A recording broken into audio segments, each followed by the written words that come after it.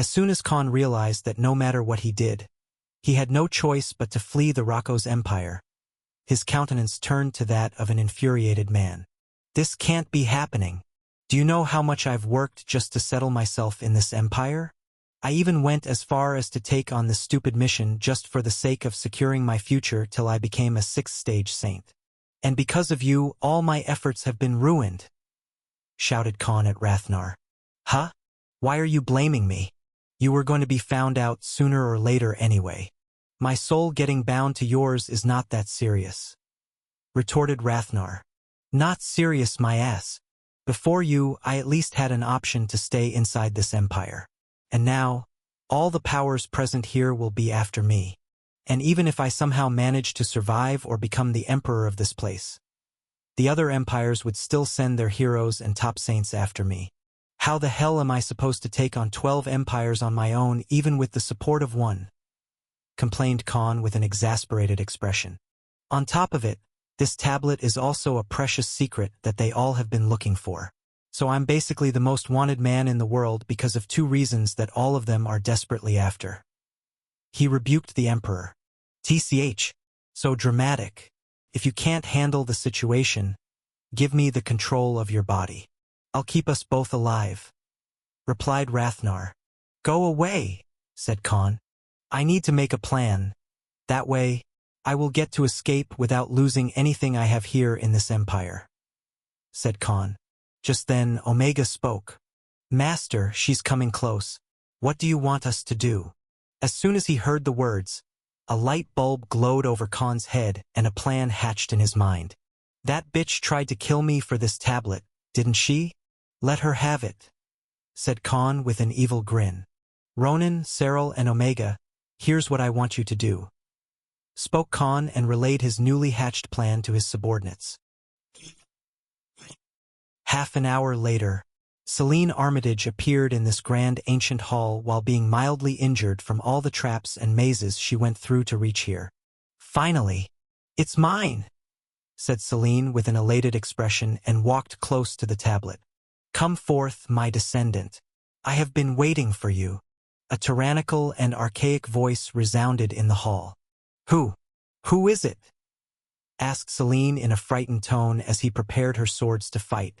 My name is Rathnar Whitlock, the 1st emperor of the Rocco's empire. I see that you possess the bloodline of my family. Tell me, child, are you here for the Tablet of Arcana? Revealed and asked Rathnar. Celine quickly kneeled on the ground like an obedient subject and spoke in a terrified voice. Great ancestor, I have indeed come for the tablet as the only remaining descendant of the imperial bloodline. I ask that you allow me to take it with myself. What do you mean? Asked Rathnar. Soon, an elaborate conversation between the 1st emperor and Celine began, which eventually led her to reveal the fate of the imperial family, and her lies about how she wanted to rebuild the bloodline and reclaim the throne began. After an hour of conversation, Rathnar agreed to let her have the Tablet of Arcana and she put it inside her space ring. However, at this very moment, there were 2 sets of eyes watching the whole thing. All right, we're done here. Let's go back to the entrance, ordered Khan. Another hour passed and Celine returned to the entrance and looked at Khan's deceased figure lying in a pool of blood, but the smile on her face seemed unaffected as she finally completed the mission that would decide the fate of her clan and secure her future as the biggest prodigy, the most talented swordsmaiden and future empress of the Rocco's empire.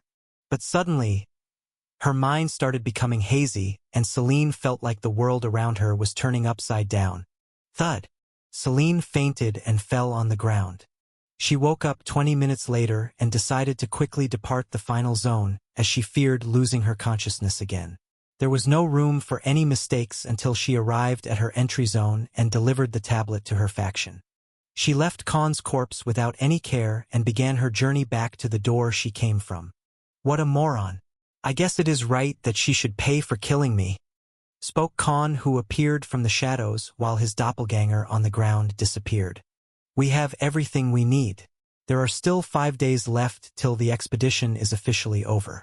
We need to make our moves before anyone finds out the truth, spoke Khan. 1 day later, Khan and the whole group exited the outer door from where they entered the Forbidden Region thanks to Omega's new gravity law skills, which increased their speed by multiple times. "Ronin, make sure both of them get it on the 5th day," said Khan, and aside from Ronin, everyone else left for their warship. Khan then traveled back to Asir using their warship and began the work. Because soon, he would have no choice but to leave the Rocco's empire no matter what. But he didn't plan to just leave like a coward who wouldn't dare to go against the people who screwed him over just because he was weak. In the upcoming days, let it be the Verlassen fiefdom or even the entire Rocco's empire, there was going to be chaos so grand that even all the noble factions would get the biggest headache of their entire lifetime. Although he had no choice but to leave, Khan wasn't going to run without making a scene. Rather, he would humiliate each and every enemy. For the next couple of days, Khan had been secretly hiding inside the training facility he had in his castle. And what he was doing would make someone faint just from the shock. Ever since he came back from the Forbidden Region, Khan had been constantly summoning the subordinates from the legion that he made from harvesting the bodies of the soldiers who fell in the Caldrus region, and those who were massacred by Victor Apopes in the Barawa region, which Khan later exposed to the Empire. But unlike before, this time it was Khan who killed them using Omega in his human form, who was his strongest subordinate now and had too many skills to massacre thousands of enemies at once. And after he was done with more than 60,000 subordinates he created from the harvested bodies, Khan merged and awakened them again and again using millions of SS rank cores. And finally, using those bodies he created hundreds of peak grandmasters. But after that he started naming them all. After that he had Omega kill them all again. And after they were all resurrected quickly by Khan paying a hefty amount of resources to the system, all of them unlocked the importation skill just like the generals and Omega. But Khan's objective didn't end here. He repeated the procedure until he was left with 40 semi-saint rank subordinates. Unlike the generals, these were only fighter-class humanoid species with proper jobs and skills. None of them were merged with any monster species, so they only had skills and abilities as well as appearances of a semi-saint varying from different that one could find in the Empire. And lastly, Khan used Ezekiel's body that they had brought with them after Selene killed him in the final region under the illusion of killing Khan instead. Khan used the semi-saint mage's body and his core to merge with 10 semi-saints with magical classes such as magician, enchanters, and spirit summoners. As a result, Khan received another legendary rank subordinate who was comparable to the other generals in terms of levels and skill. Khan imparted all the suitable skills to this subordinate and named him Tobias. And finally, the harvested bodies of the martyred soldiers he acquired as a backup plan before his expedition to the Forbidden Region even began had turned out to be extremely useful. Inside Verlassen, a semi-saint was a peak of strength. And now, Khan created 30 of his own and also a new legendary rank subordinate who was comparable to a second-stage saint. This was his final force of deterrence to protect the Verlassen fiefdom from the grasp of the three factions after he left the Rocco's empire and still maintain his rule based on the plans he made. Ronin had already succeeded in sending them private messages. Khan had prepared for his final bomb that he was going to drop on the whole Rocco's empire. The government and the military were already made of people who served him loyally or the slave contracts. The military had commanders and officers who had pledged their loyalty to him. The 3 commanders who he bound by blood oath token had no choice but to serve him even if he were to leave. The economy and resources of the entire fiefdom were controlled by 7 deadly sins under thousands of businesses, organizations, and institutions. Khan had absolute control over this place. And now the backup plan of the backup plan he made was finally going to be useful. Khan then met Albestros and told him about the situation at hand. Just that he left information such as him being the hero of darkness. He told the old peak grandmaster rank blacksmith and artificer that the deal with the pureblood faction has gone south and soon, not only them but the other 2 factions would also be hunting him. So he has no choice but to leave. And finally, he told the old man he met in the Flavit City 2 years ago about his final plan that was going to be executed 7 days later. "Don't worry, I'll make sure that nobody can harm you or touch you even after I'm gone," spoke Khan. With teary eyes, Albestros hugged Khan. "Just make sure you stay alive, Khan. I don't need anything else." said Albestros as a stream of tears ran across his cheeks. After going through all these obstacles and surviving so many problems, the young man in front of him was no longer just a partner or someone he needed. Khan had avenged Cynthia and Gerald, the two children of the old man who were inhumanely murdered by the noble clans. After that, he helped the old man regain his old life before the tragedy and even helped protect his longtime friend, Prithvi Aranya, the Grandmaster Alchemist's legacy. Because of Khan and the Bloodborne Company, the name of Albestros Winston was renowned as the #1 blacksmith of the entire Rocco's empire. After he came to Verlassen fiefdom, Khan made him the head of the Hephaestus institution, which not only verified products and did the quality control, but allowed the old man to share his knowledge. Meeting this young man 2 years ago had been a blessing to Albestros, who had lost his reason to live, and now he was happier than ever. But now, hearing that Khan was forced to flee the empire, it had shaken the old man. To him, although there was no blood relation, to Albestros, Khan was no different than his son and the only family he had now. Even though Albestros suggested to leave with him, Khan outright refused the old man because there were too many dangers that he didn't even have any knowledge of yet. So someone like him who didn't want people close to him to get hurt because of something he did, Khan wanted to leave by himself. But before leaving, Khan gave him a farewell gift. "This, I can't accept this. It's too precious," said Albestros. "I have my means, so this should be helpful to you," said Khan after he handed down a box with a fist-sized white glowing orb inside. It was the very core of the first stage Saint Magician, Caraberos Mor Vandereyck, the traitor magician from the Vandereyck clan whose core was stolen by Ronin under Khan's commands after the Pureblood faction and all of their clans killed the traitors among them. And now that Khan no longer needed it to become a saint, he decided to leave it to the old man. Use it and become a saint. Only then you will be able to become a saint-rank blacksmith after you break through your physical limits, spoke Khan. After a long discussion, he quietly left the palace. Later, he met Sirius Blake, the orc count whose life was completely turned around after he met Khan during the beginning of the Emperor's Chosen competition. The frail-looking orc was now unofficial treasurer of 7 deadly sins, as well as managed the cabinet of government officials under Khan's orders. Khan also told him about the situation in the same way like Albestros. Sirius, who owed too much to Khan, a man who helped him escape poverty and give a better life to his parents who had made so many sacrifices and even starved too many times just to raise their weak-bodied child. This news shook him to his core. If not for Khan helping him that day and hiring Sirius to work for him as the main accountant in the Bloodborne Company and later giving him control and authority over his underworld organization's monetary aspects, Sirius would still be living in misery and would never reach his full potential. After an hour-long discussion, the orc accountant finally came to terms with the situation and swore to keep serving Khan even after he was gone. As for Tobias and his new platoon of semi-saints that had the same skills as Khan and the generals that fit their levels and ranks, they were going to be the ones to do the heavy lifting. Tobias, the new legendary rank general he created using Ezekiel's body, will be left in charge of handling Verlassen as its protector and a stand-in for Khan after he was gone. And the army of 20 million Covenant soldiers and everyone who worked in the 7 Deadly Sins organization were to answer him from now on. Tobias had the main task of maintaining Khan's reign after the final plan's execution that was going to happen soon, and to root out spies from the 3 factions and kill their semi-saints or any forces from the shadows and maintain their absolute control until Khan returned one day. Verlassen fiefdom was Khan's own territory and his best source of income and resources, so no way he was going to leave it for his enemies who planned to kill him even before he made any deal with them or found the Tablet of Arcana.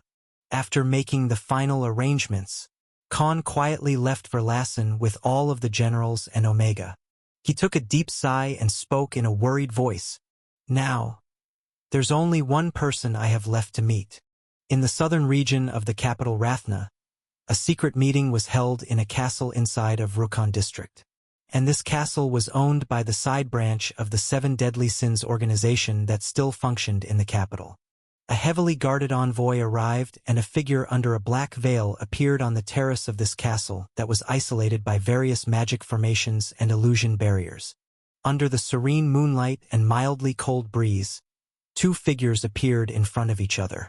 Ronan and Cyril, make sure no one is spying on us or knows what's happening inside the barriers, ordered a young man in black and gray long coat. And finally, this newly arrived figure removed the veil and a face of a raven-haired woman appeared. You! What did you write in that letter? Take care of my woman? Who the hell is your woman? Shouted Cassandra as she started with a complaint as soon as Khan appeared in front of her eyes. Khan rolled off his eyes to her complaint. Then what was I supposed to do? I needed to stall for time and get leverage over your clan and faction.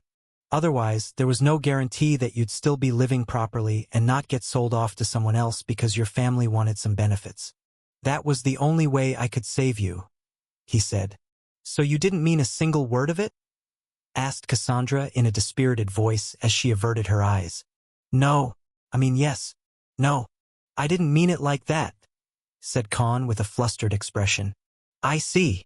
For some reason, he felt like Cassandra was feeling more dejected instead of being furious. It had been close to a month since he sent her off back to the Michelson clan after they spent a night together sharing each other's lives. Their fears, sadness, traumas, and reasons that made them who they were after Cassandra was forced to offer herself to Khan because she could no longer use magic and had any use for her family or the faction. Cassandra, we have a problem, said Khan. What problem? And how come you're back so early? Did the mission fail? She queried.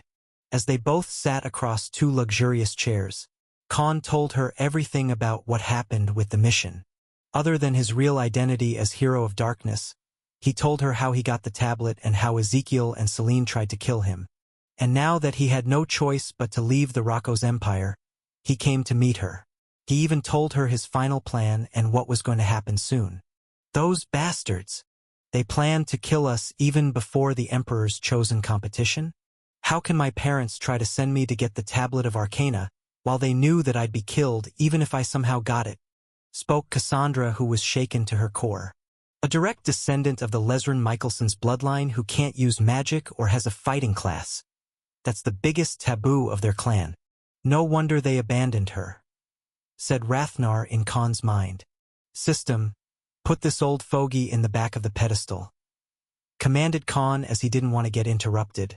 And the very next second, Khan spoke with a serious expression. Come with me. If you stay here, I can no longer protect you. And after I'm gone, there's no guarantee that they won't sell you off again to someone. Although it might seem impossible, I promise you that I'll find a way to help you get back your ability to use magic again, said Khan as he arched forwards and held her hands in both his palms. I know that it may seem very dangerous at the moment because I'm not even strong enough to protect myself. But I can promise that you will never face any harm because of me.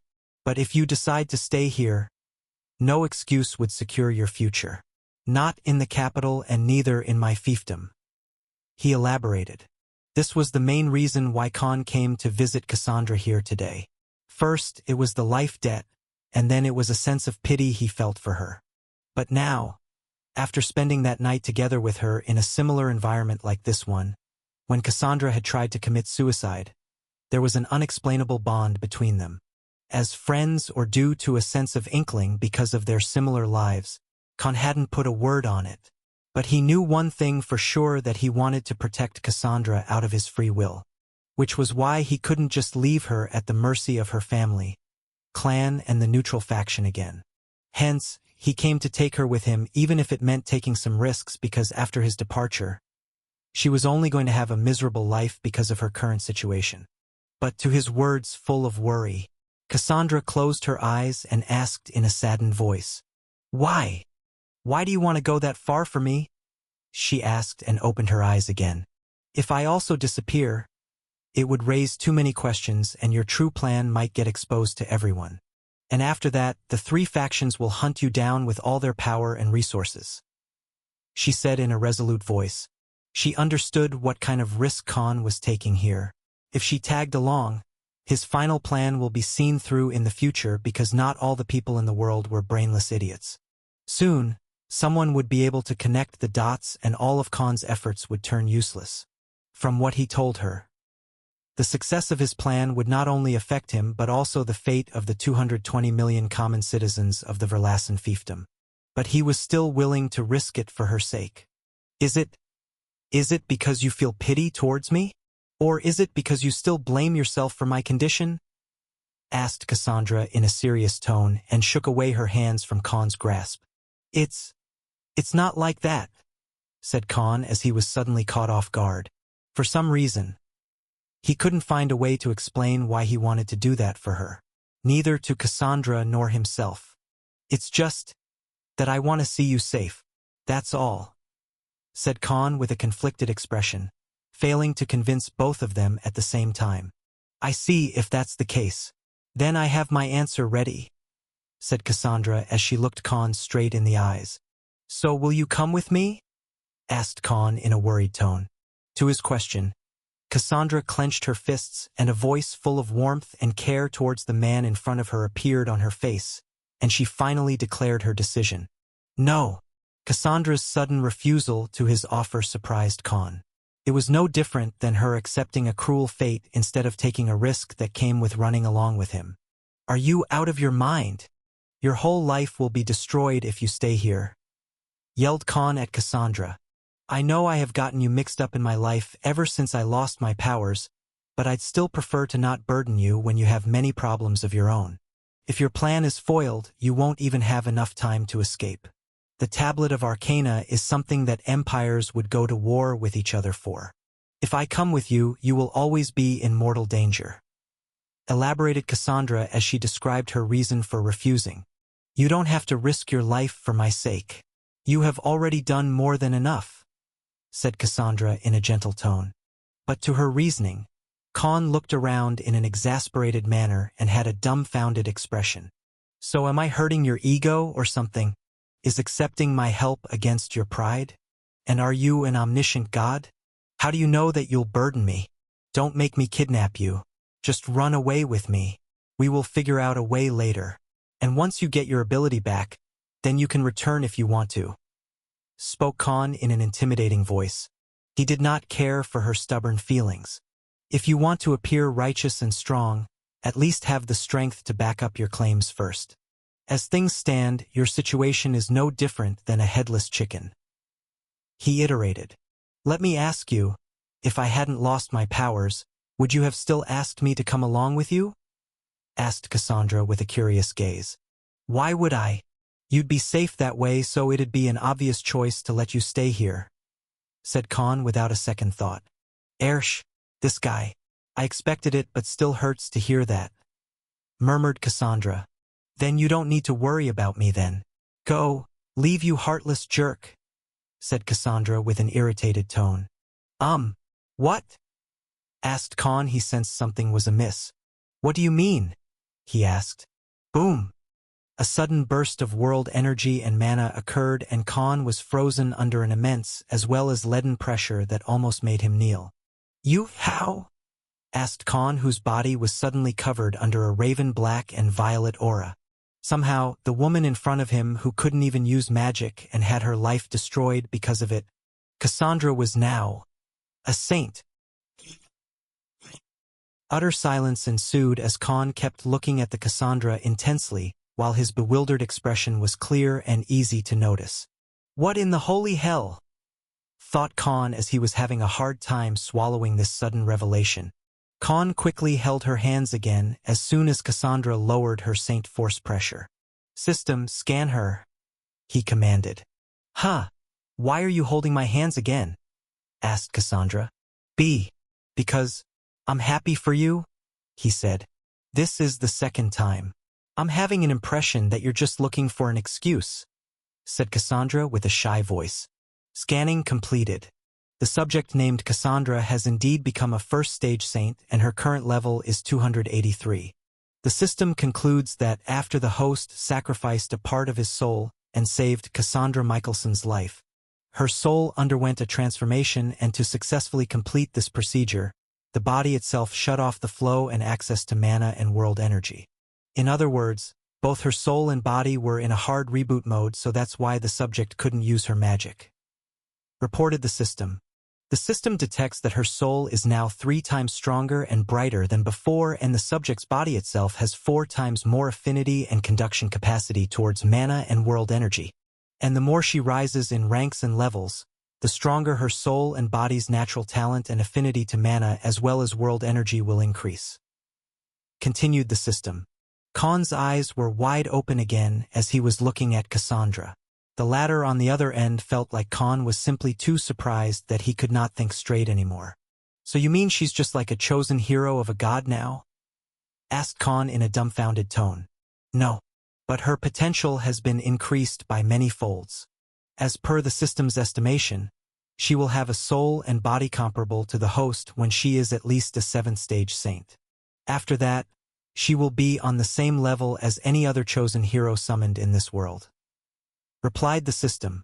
Khan was rooted on the spot again, because what appeared as a crisis to Cassandra had actually turned out to be a blessing instead. Why didn't you tell me since the beginning?" asked Khan. "Because I wanted to see why you were so adamant about taking me with you. Whether it was because of your guilt, or you pitied me, or in case you wanted to take an advantage of my situation and make me indebted to you," replied Cassandra cheekily. "And I'm most impressed by your reasons. Even when you did not have to risk yourself by coming here to take me with you, you chose not to abandon me like everyone else did," said Cassandra in a thankful voice. "How did this happen?" asked Khan. "It was only 2 days ago that I suddenly felt like I could use magic again, and on top of it, I could absorb world energy much faster than my original top speed before the accident. I quietly used one of my clan's secret chambers made specifically to contain a saint's breakthrough. So far, no one even knows that I've become a saint because unlike the others, I can completely erase my mana and world energy signature," revealed the Raven Sorceress. Khan heaved a sigh of relief and his figure slumped down on the chair. "Do you know how worried I was? I thought you were being treated harshly just like before. That's why I came as fast as I could," spoke Khan as he reprimanded Cassandra. "Thank you for that. Although I wish I could come with you, it's better that we buy more time for you to safely leave the Empire. And now that I can protect myself, I think it's better that you carry on with your original plan," said Cassandra as she noticed Khan's eyes full of genuine worry. "You do realize that there's always a chance that they will do the same thing in the future, right? What's even the point of staying here?" asked Khan. "I no longer care about the clan, my parents, or the faction. But I have my pride as well. After what they did to me, I have only one mission that I must complete on my own," spoke Cassandra with fiery eyes. "And what's that?" asked Khan curiously. Cassandra spoke with resolute eyes as she declared her final decision: revenge. After Khan heard the words from the Raven Sorceress, a look of curiosity and also surprise appeared on his countenance. "You're just a 1st-stage saint, what can you do?" asked Khan as he found her claims illogical. "I know it will take time, but I will reclaim everything that's mine, one at a time. Now that I have seen that even my family or blood relatives can't be trusted, there's no reason for me to be thoughtful about it. When the time is right, I will reveal my rank. And as I rise higher in ranks as well as my importance becomes clear to my clan and faction, I will take down all those bastards by myself from the inside. If I don't get my revenge on all those who wronged me and treated me like an object, I don't think I'll be able to live with myself and the person I will become if I let this go." She spoke in a vehement tone. After he heard her explanation, Khan came to accept her reason. Just like him, Cassandra had her pride and way of thinking. After her whole life was turned upside down and every notion of belief she had about the world and her family shattered, there was bound to be bitterness in her heart. And just like Khan, she clearly wasn't a forgiving type of person who would let this matter go with her clan and the neutral faction who forced her to sell off her body just to get Khan on their side. "It's no longer about wanting to become powerful to get my parents' approval or living up to the Michelson clan's reputation. Rather, I want to become stronger because I don't want to be at someone's mercy ever again," said Cassandra with eyes full of resolution. Khan nodded in approval after seeing her resolve, because he too had the same reasons to become strong till now. And with the transformed soul, Cassandra of now actually had the potential to quickly rise in ranks and levels unlike other saints. The more she ranked up, the stronger her soul will become by many folds, thus making her many times more powerful than others of the same rank. Plus, she can also absorb mana very faster than others since her soul and physiology now changed a lot. She was aiming for the pinnacle for her own sake now. All right, I guess that you have convinced me, but if you're forced into marriage again, you must run away, he said. Don't worry, I have very high standards set for my life partner now, replied the Raven Sorceress with a slight smirk. As for Khan, who wanted to take her with him and protect her, but now her powers returned and she even exceeded herself of the past. It was better this way because her life won't be at risk just because of his identity as the hero of darkness. His battles were his own, and there was no point in risking Cassandra's life just so he could have a female companion on his journey. She now had the chance to turn her life around and live on her own terms. And Cassandra was her own woman. She had ambitions of her own and a life she wanted to build for herself. So Khan obviously respected her decision to stay, because she also did it so that his plans won't be seen through by the three noble factions until he was out of the empire. I guess this settles everything. I'm happy for you, said Khan as he felt joy and relief in his heart, because Cassandra regained control over her fate now. I need to go now. I hope you get to exact your revenge. I don't know if we will meet ever again, so this could be the last time we see each other, spoke Khan with a somber expression. To his words, Cassandra's face suddenly turned sullen, but she tried to quickly hide it with a smile. Goodbye, and stay alive, said Cassandra in a stern tone that masked her unwillingness. The dark clouds in the sky moved and bright moonlight covered their figures. A gust of wind fluttered their clothes as a man in a black and gray long coat had his back faced towards the woman in a black battlemage attire. Ah damn, said Khan to himself as he suddenly stopped in his steps. System. Temporarily sever all connections with everyone. No one can see or sense anything from inside of me. He ordered so Rudra and Rathnar couldn't see or hear anything about what he was about to do.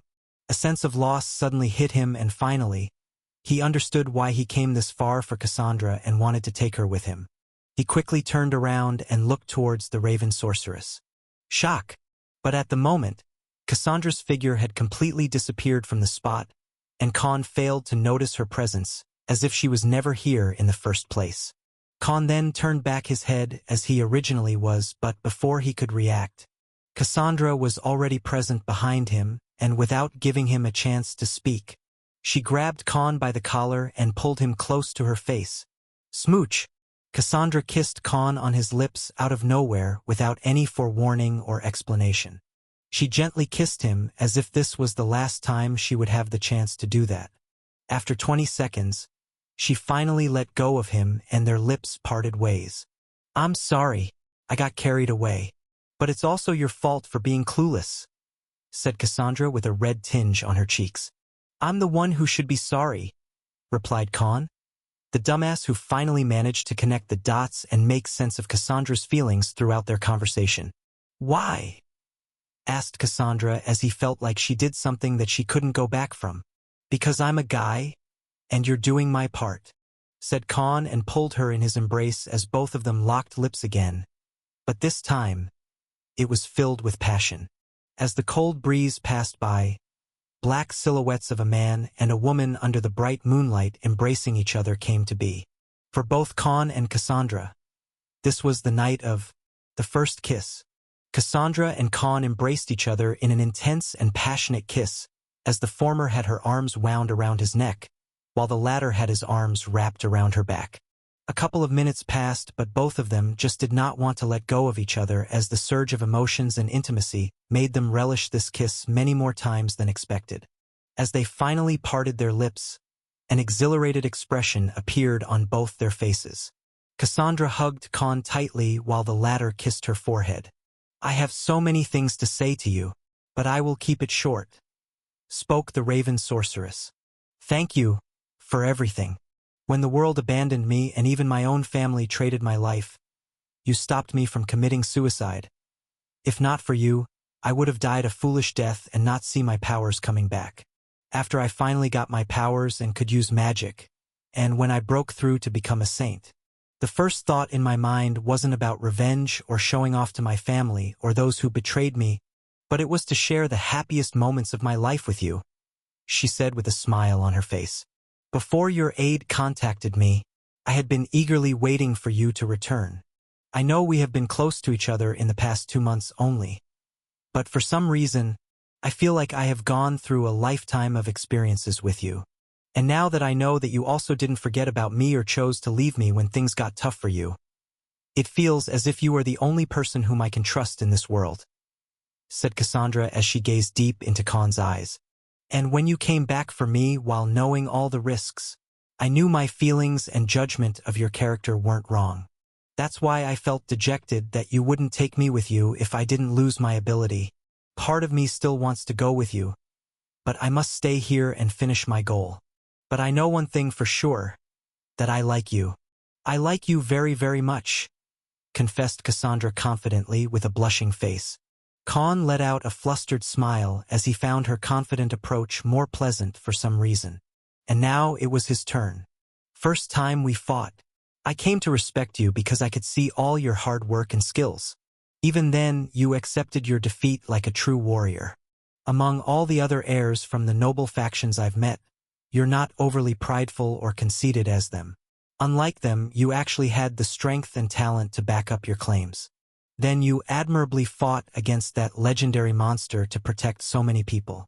And without thinking, you sacrificed your life for my sake," he said as he caressed her cheek. "On that night, you reminded me a lot of myself from the past. But unlike the old me, you are much stronger mentally. The more I came to know you, the more I came to admire and like you. Ever since that night, I have been subconsciously worried about you and wanted to get you out of there even if it meant making enemies of others. But now I finally realize it. All that admiration faded a long time ago. And now, I want to protect you and care for you. I want to see you happy, and now that your powers are back, I'm extremely relieved. I feel like your happiness is also mine. Even so, you decided not to go with me to help me escape and ensure my survival. What more do I need to know that I can trust you all the way?" confessed Khan. "I'm sorry. I just couldn't notice your hints because," he said while his face was already red after getting confessed to. "You have a trauma against women and can't find them trustworthy." "I know," said Cassandra. "I'm gonna miss you a bit," he said and kissed her forehead again. However, Cassandra readied her fist and lightly punched Khan in the stomach. Now that she was a saint, the fist hit much harder. "Just a bit?" asked Cassandra with a wicked voice. "A lot. I'm going to miss you a lot," replied Khan instantly. The woman he had come to like wasn't some delicate little girl who needed to be treated like a princess. Rather, she was the kind who led the relationship. "I like you very much as well," said Khan in a soft tone. "What do you like?" asked Cassandra curiously. "Your beautiful face," he said. She punched him in the gut again. "Your personality. Definitely your personality," he replied haphazardly. "Ha ha!" chuckled Cassandra and hugged him tightly again. "I wish we had more time. We didn't even get to go on a proper date," she said as her expression turned somber.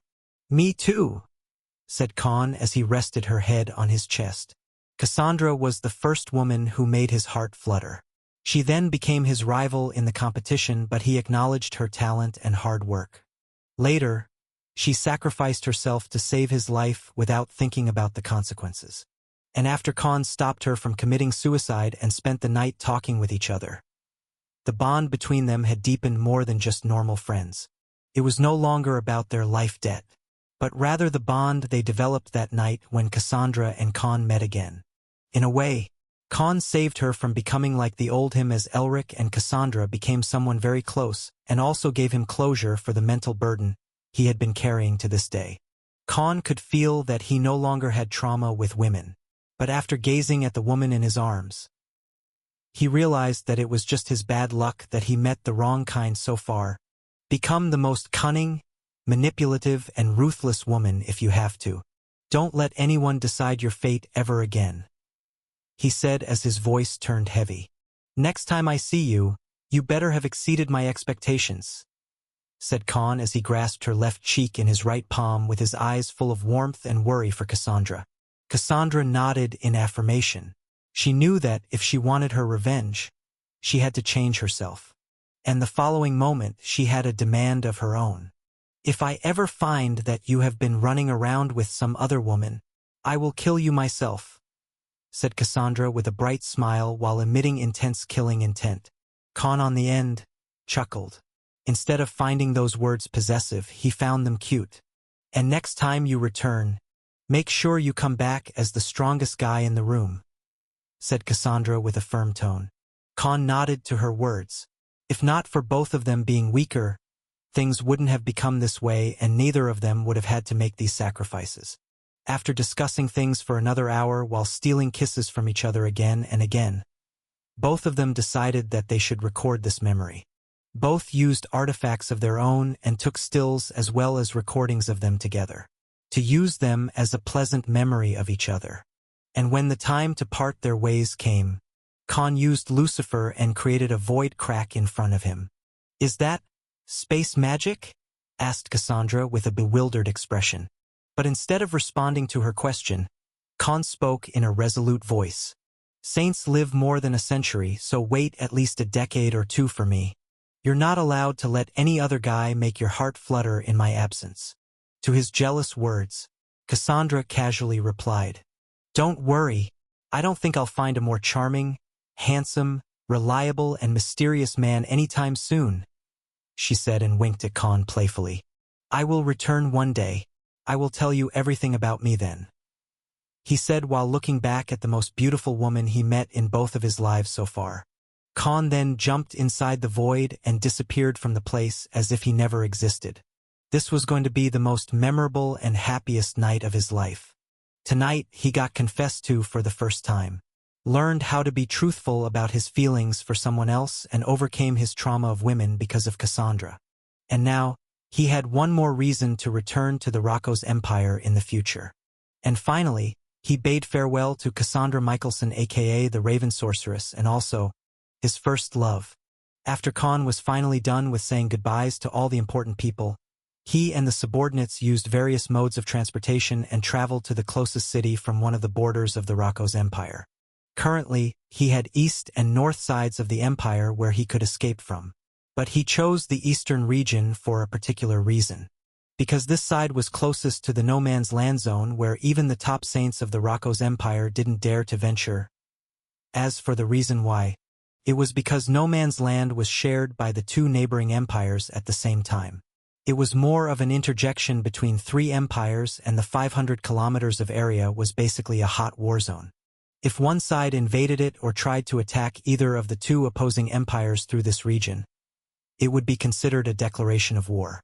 At this moment, Khan, Omega, and the rest of the generals were under the disguise of common travelers and were seated in an inn while completely hiding their auras, levels as well as ranks, and enjoyed the local food. So do all of you understand the instructions? We barely have 5 days left till my final plan is executed. Before that, we must find a way to enter the no man's land undetected and without causing a single scene, or all of our plans will be foiled. Spoke Khan in a hushed voice as their group sat on one side of the inn, away from the normal crowd filled with demi-humans and other species of the populace. Master, just give me 2 days. I'll find a way to cross the border, said Ronan, the spymaster among Khan's generals. The reason Khan asked for this was because even with his peak space force storage he currently had, he'd be barely able to cross 200 kilometers at best using the true dimension. And after that, he'd soon be found out by the 5th stage saints stationed at the borders of any of the 3 empires. This was a mission they could not afford to fail. 5 days later, it was the day when the mission to get the Tablet of Arcana was supposed to officially end, and who won this race among the 3 talented semi-saints would become clear. And soon, if neither of them succeeded just like those who tried in the past 150 years, their place and future in their respective clans and factions would be decided based on the results.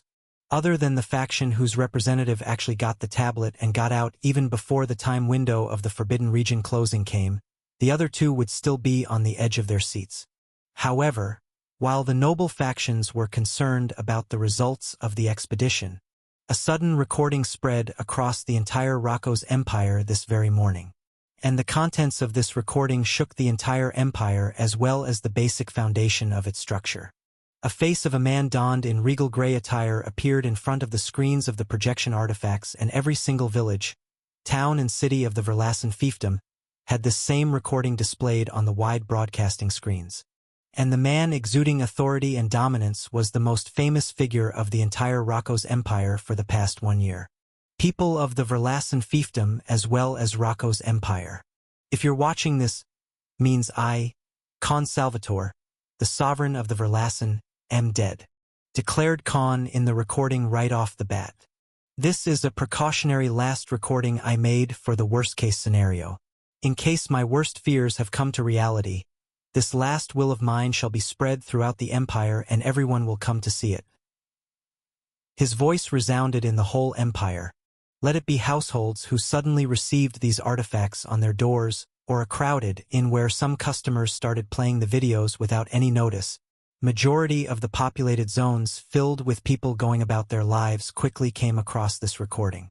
For the sake of gaining control over Verlassen fiefdom and its resources, you have already seen how far the three factions have gone in the past. Let it be corruption, oppression, scams that you saw getting unveiled in the People's Court, as well as the very recent massacre. There's no level of ruthlessness they'd not stoop to. He iterated. Recently, I was summoned and then put under pressure on by the government that is basically run and controlled by the people from the three factions. They summoned me under the pretense of discussing issues related to the management of resources as well as the economy that is affected by my reign. But for many reasons, I felt that there seemed to be an ulterior motive devised by these factions. He explained. If I'm not wrong soon, they would declare some preposterous and obtuse news about me either being a traitor sent by one of the enemy empires or a corrupt sovereign who killed innocent people to cover my wrongdoings. I'm certain that they'd even go as far as saying that I fled the empire or ran some underworld criminal organization, and that I planned and made slaves out of government officials and criminals to do my bidding, that I manipulated the resources of the fiefdom to fill my personal needs.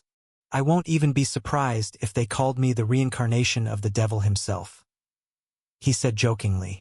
I don't know which faction would go as far as kill me, but if you're watching this, means it could be any of them or maybe all three of them.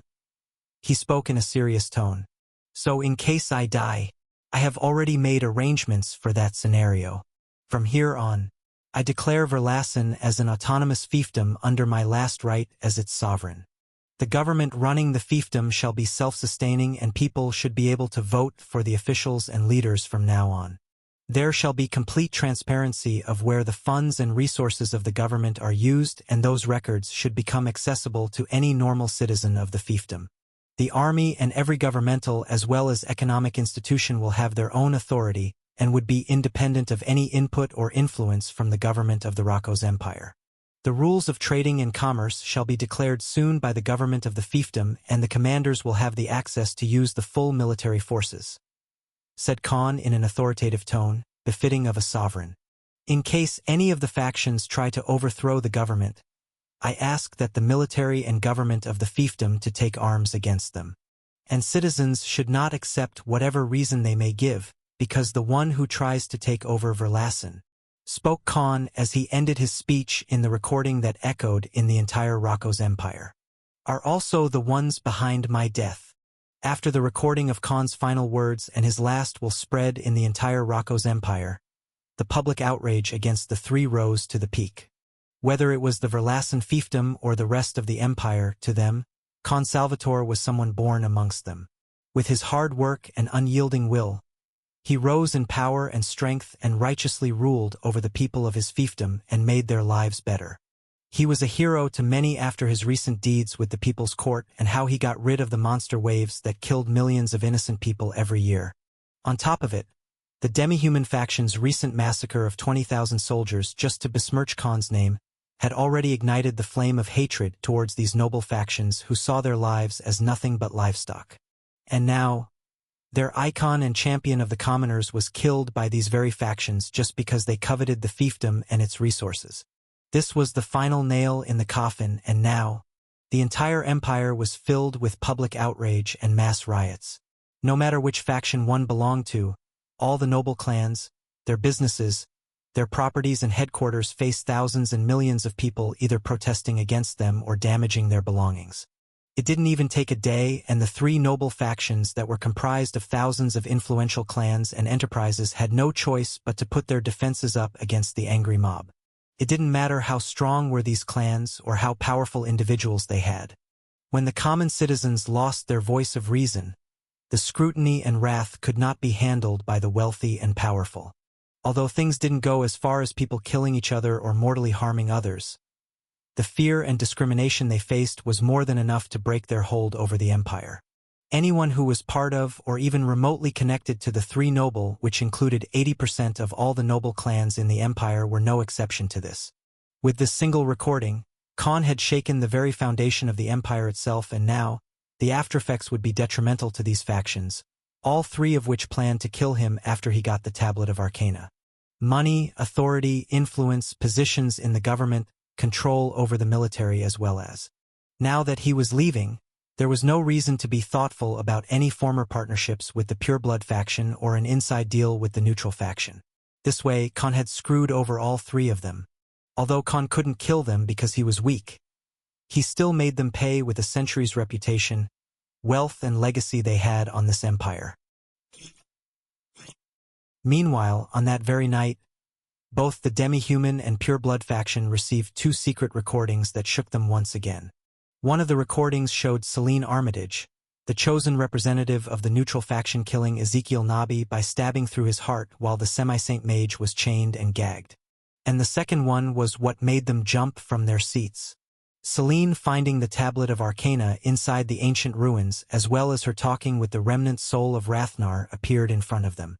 And as both the factions watched this recording with their leaders present, three things became very clear to them. That Selene had the Tablet of Arcana. She killed both Ezekiel and Khan inside the Forbidden Region.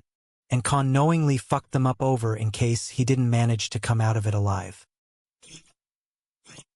However, none of them knew about the real truth at all. That it was Khan mimicking Rathnar's voice when Selene appeared in the last hall. Right after Rathnar made a soul pact with Khan, which bound the first emperor's soul with his own, and eventually, the tablet became only accessible to Khan because only Rathnar had the ability to control it. Although they stood on odd terms with each other, it didn't change the fact that Khan was dragged into a perilous situation. So being the cunning guy Khan was, he decided to use Selene, the half-breed demonkin girl who killed Ezekiel while thinking it was Khan, was the perfect scapegoat. After she returned to the entrance where she presumably killed Khan, the latter was hiding in the shadows and used lucid reality on her again. As a result, Selene fainted on the spot under the lucid reality skill effect, while Khan took out the tablet from her space ring and hid in the shadows until she woke up. So Selene was under the impression that she still had the tablet and departed from the Forbidden Region in a hurry.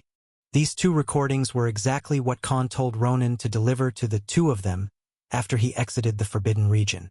This way, demi-human and pureblood factions would target both Selene and the neutral faction for the Tablet of Arcana.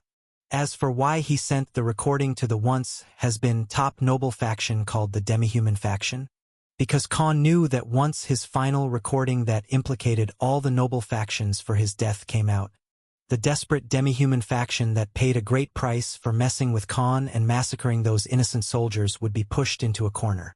And just as he expected, to avoid the public wrath again, and avoiding the suspicions of being the ones who killed Khan Salvatore in the name of revenge, the next day, the demi-human faction used all of their connections and networks to spread the first recording of Selene killing Ezekiel.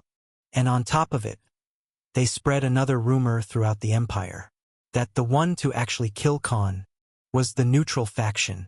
After the recordings of Selene Armitage killing Ezekiel Nabi of the Nabi clan, one of the two most powerful and influential clans of the Pureblood faction, was released, another rumor about neutral faction being the one to kill Khan Salvatore as well was spread across the whole Rocco's empire. In the eyes of the public, these two cases seemed completely unrelated to each other, But demi-human faction was spreading this rumor with added spices to it for three main reasons. 1. To remove the suspicion of them being involved in the death of the Khan Salvatore, who had a bad history with them. 2. To use this opportunity to infuriate the Nabi clan to act against the Armitage clan of the neutral faction, since their clan heir and the grandson of the clan leader was killed by the heiress of this Demonkin clan. 3. To put fuel into the fire and force the Pureblood faction to act along with them, since one of their clan's prestige was on the line. But little did they know that Khan had sent the same 2 recordings to the Pureblood faction as well. He already knew that the demi-human faction would be forced to reveal the recording to protect their already ruined name, otherwise they will have no place in the Empire. And by doing so, even if the Pureblood faction tried to keep the matter secret between them, they'd be forced to act against the neutral faction as well. That was the main reason he sent the recordings to both sides. On top of it, they both now knew that the neutral faction had the Tablet of Arcana. So obviously, both the factions and their 7th-stage Saint leaders would use this opportunity to pressure them. And now, there was a war brewing between these 3 factions that was definitely going to affect their futures. Meanwhile, in the Pureblood faction headquarters, a very loud and heated discussion was happening among the faction council, as well as all the members who were leaders of their respective clans and forces. Khan's recording already royally fucked them over, and majority of them had gone through a lot of trouble. It was one thing if just one faction was affected, like the incident with the demi-human faction. But now, let it be the normal traders, employees, or any local business. None of them wanted to work along with anyone associated with noble clans and the 3 factions. This time, no brute force or some army of soldiers was going to help them, because as things stood, the elites of the society who ruled over the poor and helpless citizens of the Empire now had the whole Empire's population standing against them. Everyone who was infuriated and thought that the factions crossed the one line they shouldn't have, cut off all ties with them.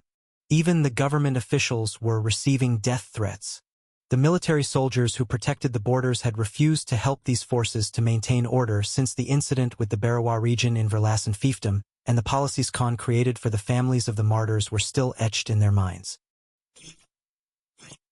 That's it. I don't care about your bullshit lies anymore. The Nabi clan has already declared war with your Armitage clan. It won't be long before the Pureblood faction itself gets mixed up in it.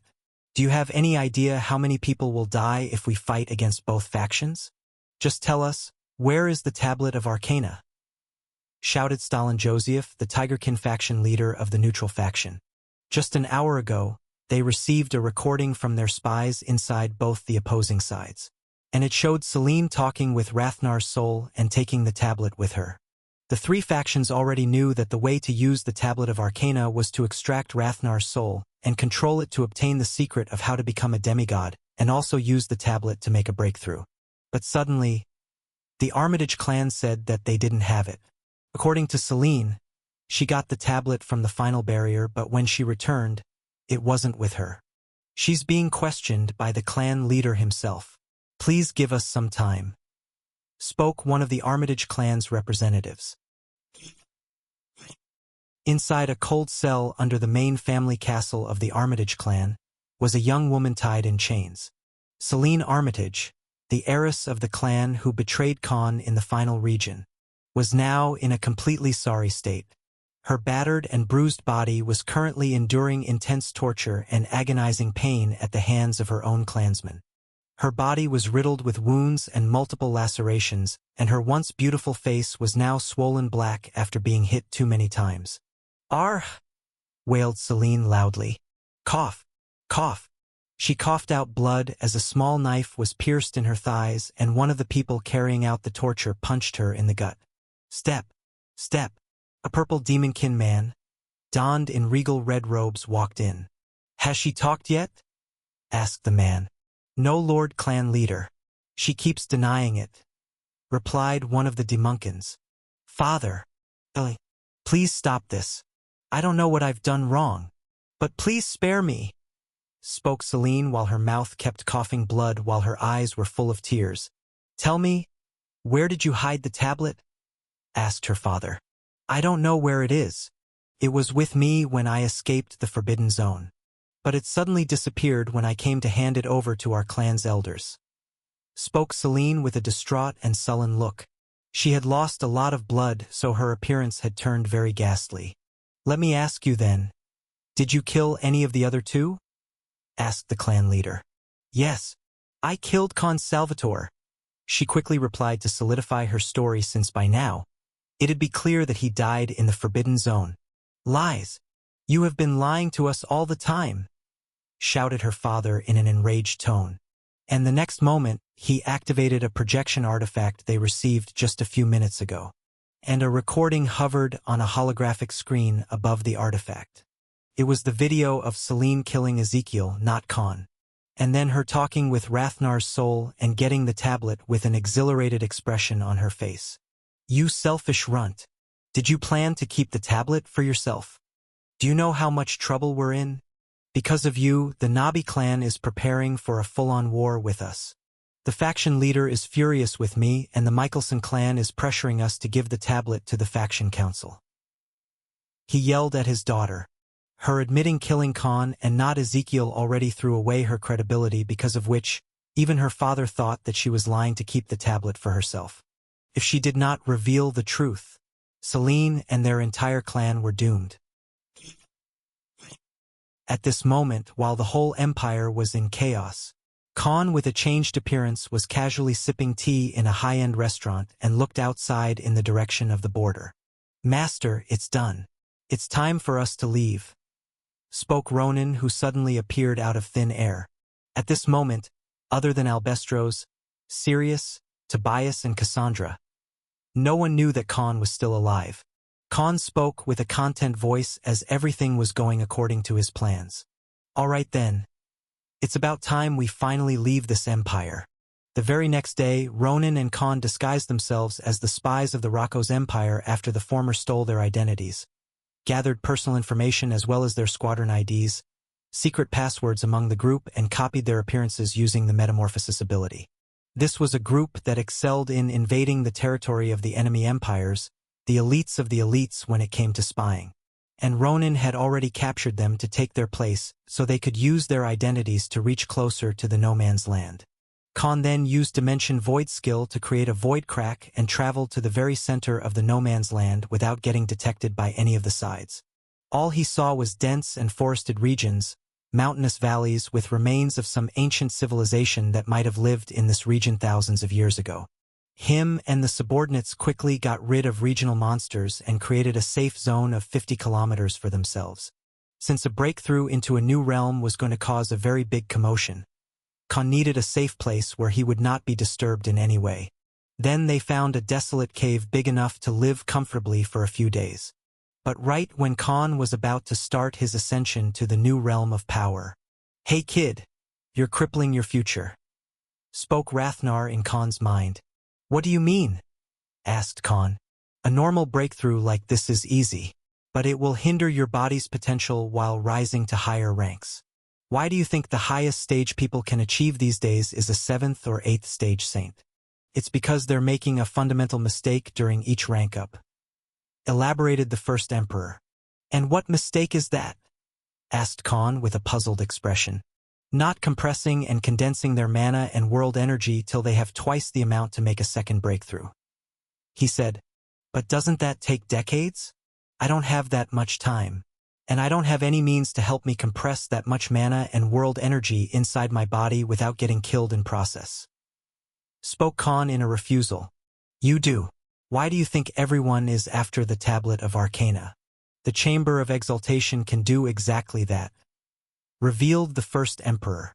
"If you follow my technique for every single rank up, the quality of your strength, physical and magical abilities, VA skills, mana as well as world energy reserves will be doubled than everyone else. Perhaps that Michelson clan girl will have a way to bypass that because she now has a soul with the same properties as that of a chosen hero. But your playing field is different from hers. The people you will be facing are the chosen heroes themselves," iterated Rathnar. "What the hell are you trying to suggest, old man? If this is one of your tricks to get control over my body, then forget about it. You will never be able to do it," replied Con in a serious tone. "What I mean is, Why do you want to play the game on even terms? Why not have double the strength of your enemies while they think that you're weak? Asked Rathnar in a coy tone. Stop spouting nonsense and get to the point, reprimanded Khan. I know a way to help you compress and multiply your mana and world energy reserves as well as improve your physiology so that even reaching a demigod rank wouldn't be impossible. Revealed the Emperor. And why would you do that for me? Asked Khan in a suspicious tone. Isn't it obvious? You're too weak even if you become a saint. The other heroes also have more divine abilities than you, as you told me before. On top of it, you don't even have your divine weapon in hands. It doesn't matter how many life-saving skills you have or abilities that give you an advantage over an enemy. Remember this one thing if you want to survive in a battle, said Rathnar and continued in a tyrannical voice. No matter how strong a defense, a stronger offense will always shatter it. Declared the Emperor as he brought Khan to realize something important, that he was acting complacent because he wasn't currently in danger. So what do you propose? Asked Khan. I will give you access to the Chamber of Exaltation, and I will teach you how to improve the quality of your physique, bloodline, and innate talent. Spoke Rathnar in a kingly voice. And what do you want in return? Nothing. You surviving longer is beneficial to me as well. What's the point of making a soul pact if you die before even becoming a peak saint? Consider this me protecting my vessel and ensuring my future, said Rathnar. And why are you under the impression that I'll trust your word? Asked Khan. Because you know that it must be done if you want to survive. You cannot afford the luxury to be ignorant or look down upon others with backing and resources. As for me taking over your body, I will do that when I get a proper opportunity. So what do you say, kid? Spoke Rathnar without hiding his intentions. After an hour of discussion and weighing pros and cons, Khan decided to go with Rathnar's suggestion. He took out the Tablet of Arcana and put all the subordinates on a guard duty to protect the 50 kilometers radius in all directions. 1 month later, in the world of Vantria, which was inhabited by empires and regions as big as a continent on their own, over a dozen enormous and highly populated sanctuaries, churches and monasteries suddenly rumbled. Clang, clatter. The statues of the gods and goddesses that were worshipped by billions of people of different species and races suddenly shook, and the popes as well as other official spokespersons of these gods were shocked.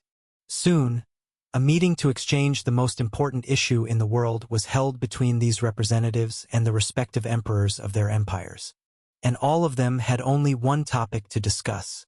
The new hero of darkness has already arrived in the world, exclaimed an elven pope. We must find him or her.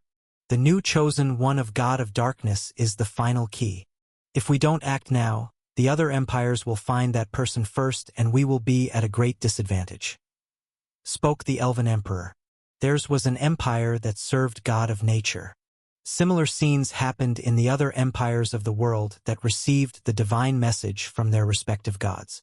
As for the two empires closest to Rocco's empire, their rulers had a complicated expression because the signal they received was from no man's land, a place where their forces couldn't enter just because they willed it. At this very moment, a few 100,000 kilometers away from Rocco's empire, was a kingdom run by a particular species. In the main castle of their king, a silver-haired man with stark white skin was seated on a black throne with his eyes closed.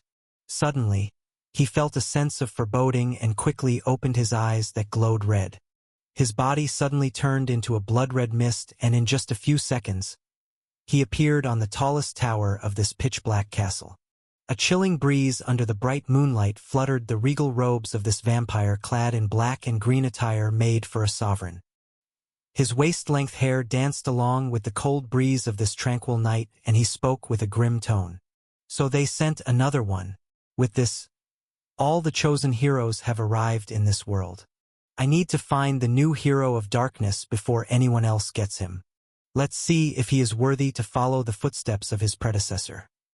Spoke this vampire who seemed to be a ninth stage saint himself. If he is a fool just like the other summoned heroes, he said and continued in a grim tone, then I will have no choice but to kill him. At this exact moment, a 10 kilometers area in a particular region was suddenly encapsulated by a pitch-black and red aura that suddenly spread across this entire mountainous region out of nowhere. Boom! The mountain from where this chaotic and destructive aura spread from exploded, and its rubble spread across the nearly 2 kilometers radius. A massive burst of mana and world energy akin to a nuclear bomb explosion appeared, and the whole 5 kilometer of radius was destroyed and turned into smithereens. Nearby 10 kilometers of ground shattered, mountain peaks were pulverized, and thousands of crevices formed as shockwaves after shockwaves of this insurmountable aura caused utter destruction.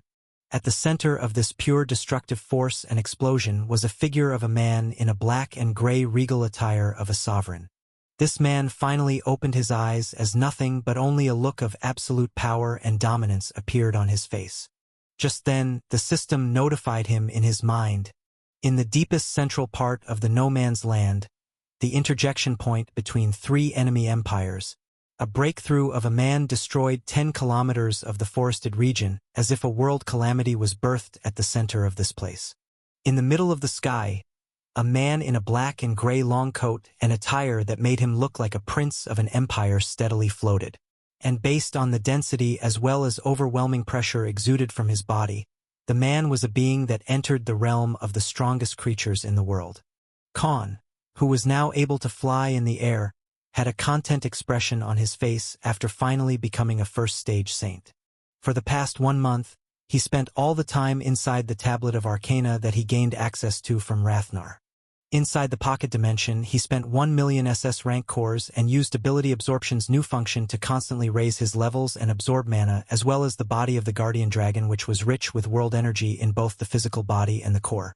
After properly following Rathnar's instructions and with the aid of the Chamber of Exaltation, which had the function of compressing both mana and world energy, and stably condensed them inside his body, he finally made the breakthrough to the new rank. Although he spent twice the amount of resources and absorbed a lot of mana and world energy, he still saved over a decade's worth of time that would be needed even for a 6th-stage Saint Magician. Just a month inside here was more than enough for a major breakthrough, and all one had to do was provide the resources and raw materials to convert and compress the mana as well as world energy.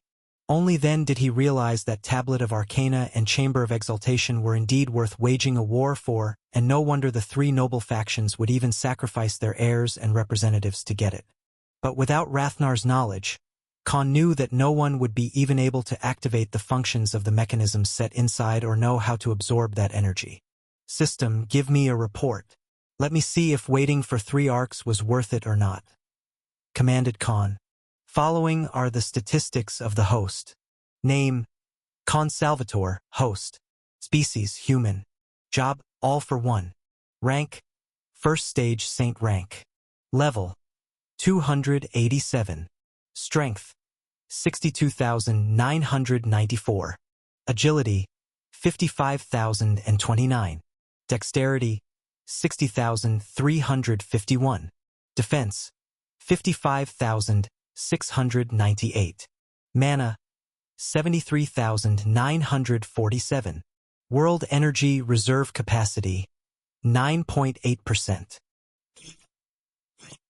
Congratulations to the host.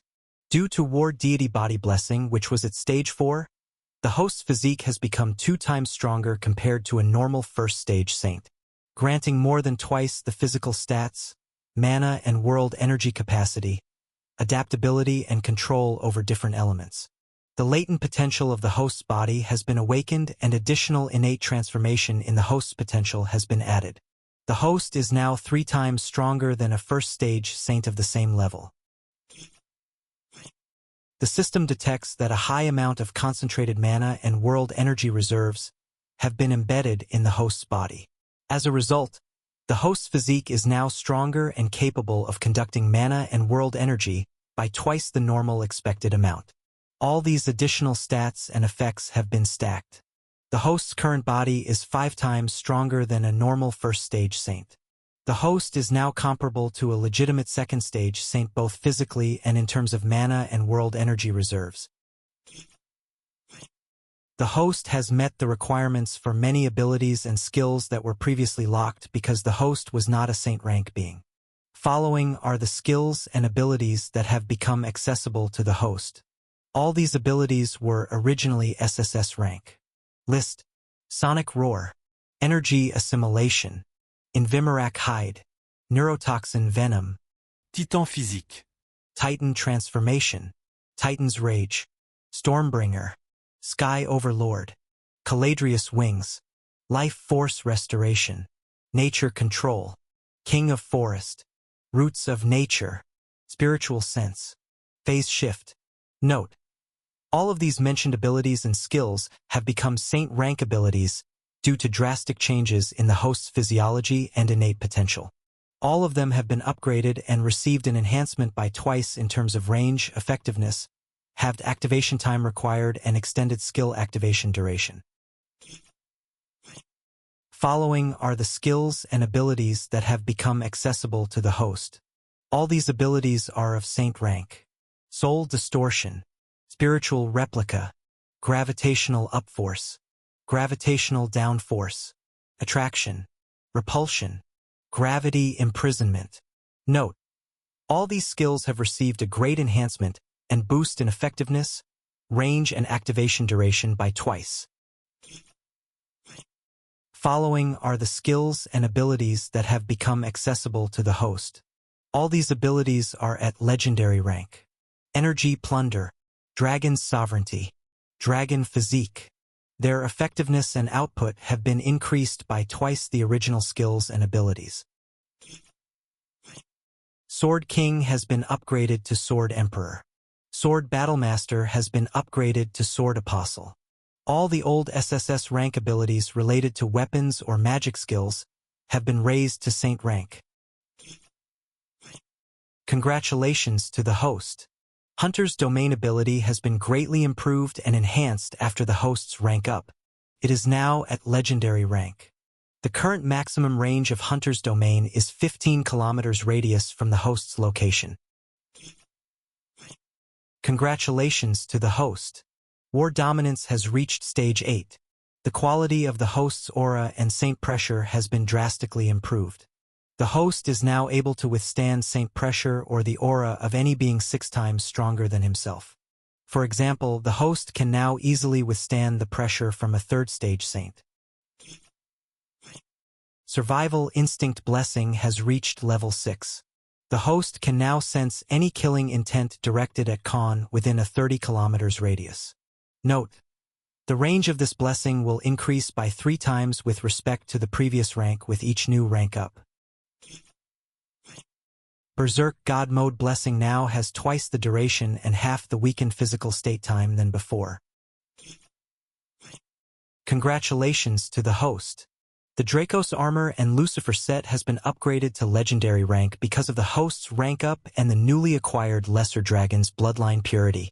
The Draconian Bloodline effect has tripled the defenses, maneuverability, and buffs in terms of strength, agility, dexterity, and attack damage output. Congratulations to the host. Host has become a Saint rank being in Space Law. All the abilities and skills under Dimensional Law Divine Ability have been upgraded to legendary rank. Their range, output, effectiveness, and skill activation time has been increased by 5 times the original values.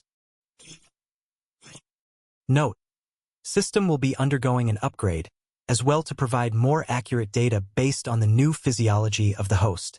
The system shall be inaccessible to the host for the next 10 days. Reported the system and gave Khan the much-awaited report. "Serves you right," shouted Khan and raised both his arms high in victory as an immensely exhilarated expression appeared on his face. At this point, he wasn't even shocked or flabbergasted, because he expected these types of results after waiting for nearly 2 years and in due process. He had grown numb to it when everything was within expectations. This was his strength at the base level. No buffs from any skills and extra ability effects were added, and the system only reported the newly unlocked abilities and notable upgrades.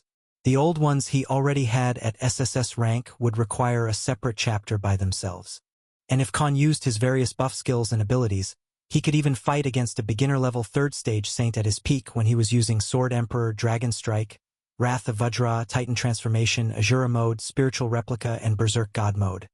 He was now fully capable of fighting 2 ranks above him after receiving these incredible buffs in stats just because of the war deity body that finally showed its effects as soon as he became a saint. And with the Chamber of Exaltation effect, he had physical capability as well as mana and world energy reserves twice than those of his rank. Even among the other subordinates such as the generals and Rudra, he was stronger than all of them physically. At this moment, only Omega was stronger than him. But Khan possessed all the abilities the Hrodvitner subordinate already had.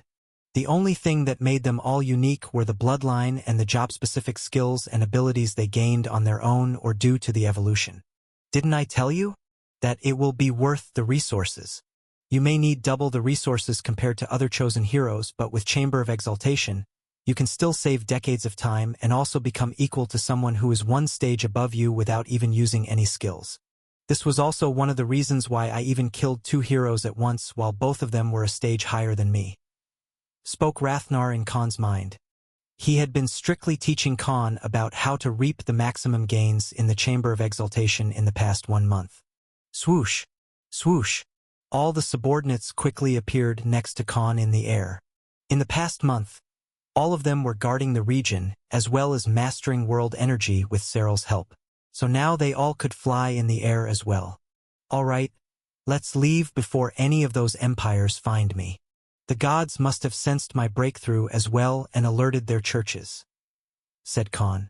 To where? Asked Omega. To the empire that serves the god of fire, spoke Khan with an excited tone as he decided their next stop in the journey. A new chapter of their lives. The Vulcan Empire. Khan declared his intentions to travel to the fire empire named Vulcan after he was finally done ascending to the saint rank. As for the main reason why he chose No Man's Land, it wasn't just because he wanted a safe place to break through. Since it was inevitable that he was going to be detected by the gods, he used No Man's Land forest to cover his tracks first. And eventually, both of the closest empire's authorities will be confused about his origin, and no one would be able to guess where he originated or where he went. Hell, they wouldn't even be able to confirm if the new hero of darkness didn't enter their empire first after his arrival in their world, since no one even knew when or how he entered Vantria because all the representatives of God of Darkness were eradicated 300 years ago. And obviously, their suspicion would also fall on the other 2 empires that he originated from there or he went there instead. And for Khan, this was the perfect opportunity to evade their eyes till he properly hid himself and got an understanding of the situation in a new place. But before he made a move, a sudden voice rang in his head. Wait, you're stronger than you should have been. What the hell happened? Asked Rathnar as he finally noticed the drastic changes in his body. Unlike the system Khan had, Rathnar detected things based on his own understanding, so it took him longer to notice the additional strength. I have a blessing from a deity, spoke Khan casually. What? You already had a blessing from a deity even before becoming a saint? That's impossible. Huh? Is it that surprising? Of course it is, you numbnut.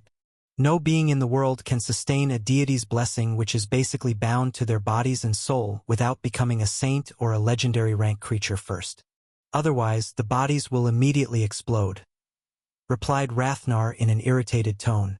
Well, I got 5 of them before I even entered Vantria, said Khan with a dumbfounded expression. 5? Did you just say 5? Shouted Rathnar like a loudspeaker. Khan then explained how he received his blessings inside the world boundary and their function after War Deity himself granted him these blessings. For the next 2 minutes, Rathnar's soul in Khan's body was shaken and frozen with surprise. What the hell? You have a blessing from the War Deity, Cravel himself. You better not be joking, boy, asked the Peak Saint in a trembling voice. And why would I joke about it? Asked Khan as if he didn't care. Do you have any idea how lucky you are? Yes, I managed to become very strong and survive mainly because of the blessings. You could say that 50% of the share goes to these blessings, replied Khan.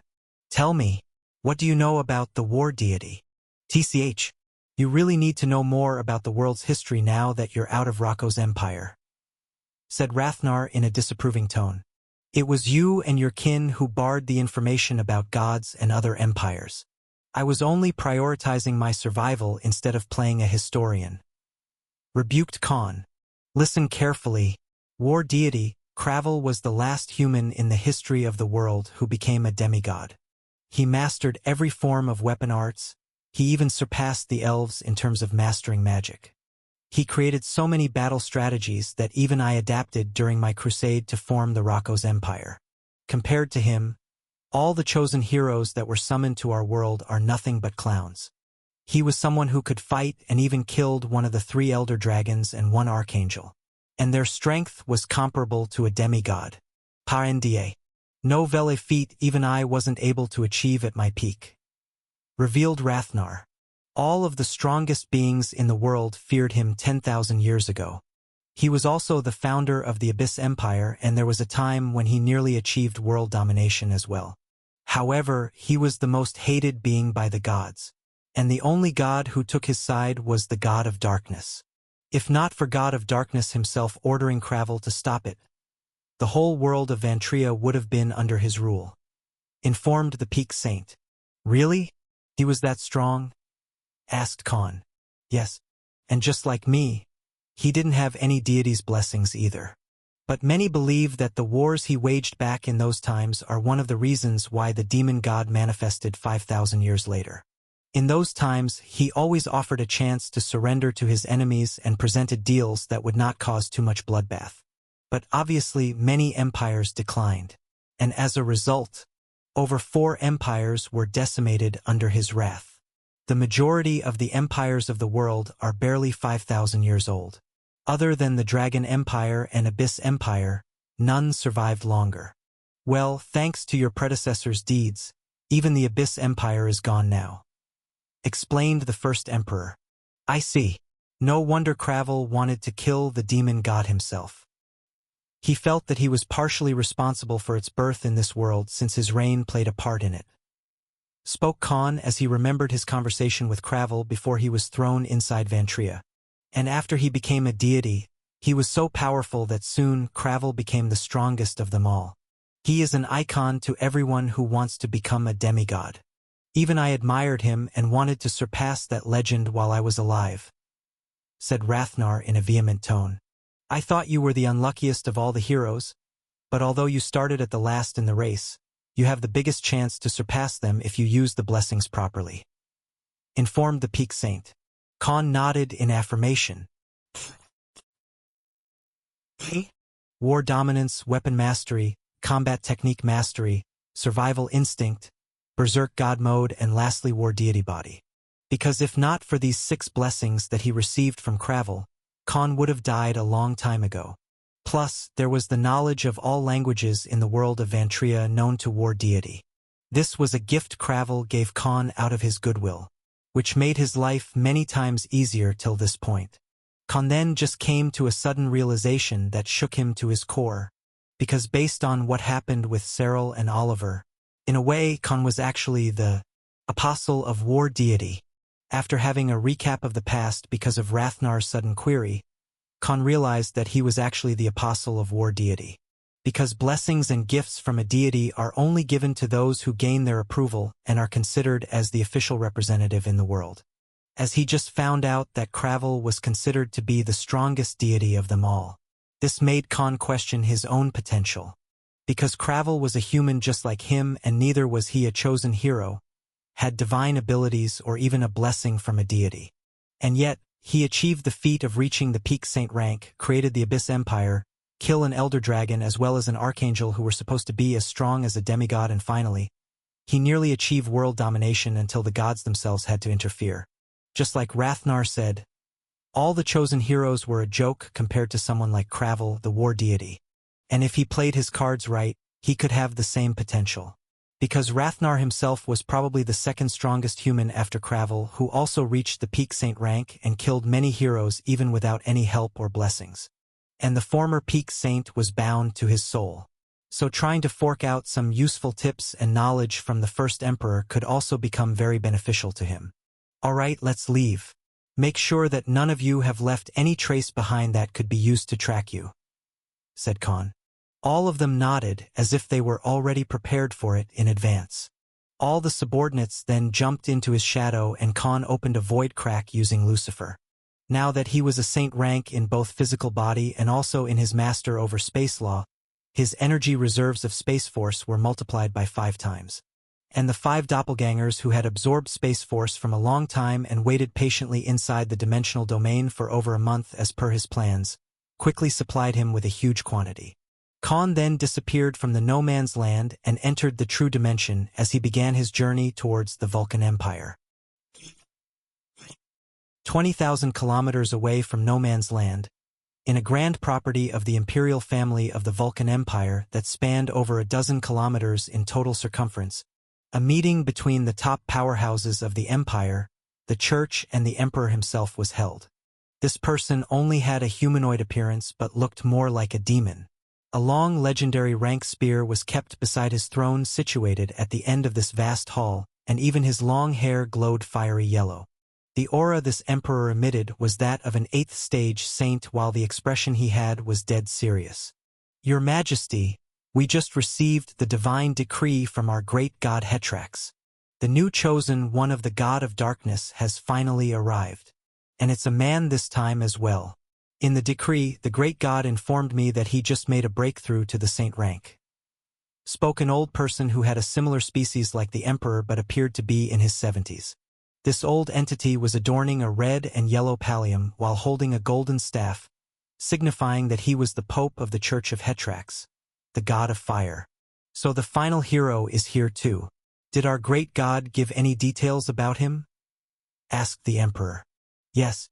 The message mentioned that based on his aura, he is from the same world as the 6th hero of space who was summoned 530 years ago. We don't know much about the point of origin. Replied the Pope. Where's his current location? Which empire did he originate from? Asked the emperor. However, to this query, the Pope's expression constricted as if he was having a migraine out of a sudden. Par NDA. Novel, the signal we received came from the south. From no man's land. He revealed. Damn it! Of all the places. He broke through in no man's land. That is going to complicate a lot of things. Since the Rocco's empire is out of bounds, the rest of the empires will put pressure on us and the other side, thinking that either we or them have him. Those bastards will go as far as to say that we were harboring the new hero of darkness. Spoke the emperor in an irritated voice. We can't even track him without entering there. But if we move, it will bring more trouble than good. We don't know which of the 2 empires he originated from, and if he entered our territory or traveled to either of the 2 empires, we will also lose the last chance to get the final key. We can talk with the other empire and make a temporary truce, but we know nothing about the inner happenings of the Rocco's empire. They won't care if it's an issue related to gods or a chosen hero. They will take it as a declaration of war as soon as either of our forces enter the no man's land. Said the emperor in a somber tone. As long as they have those 3 7th stage saints, trying to reason with them won't yield any results.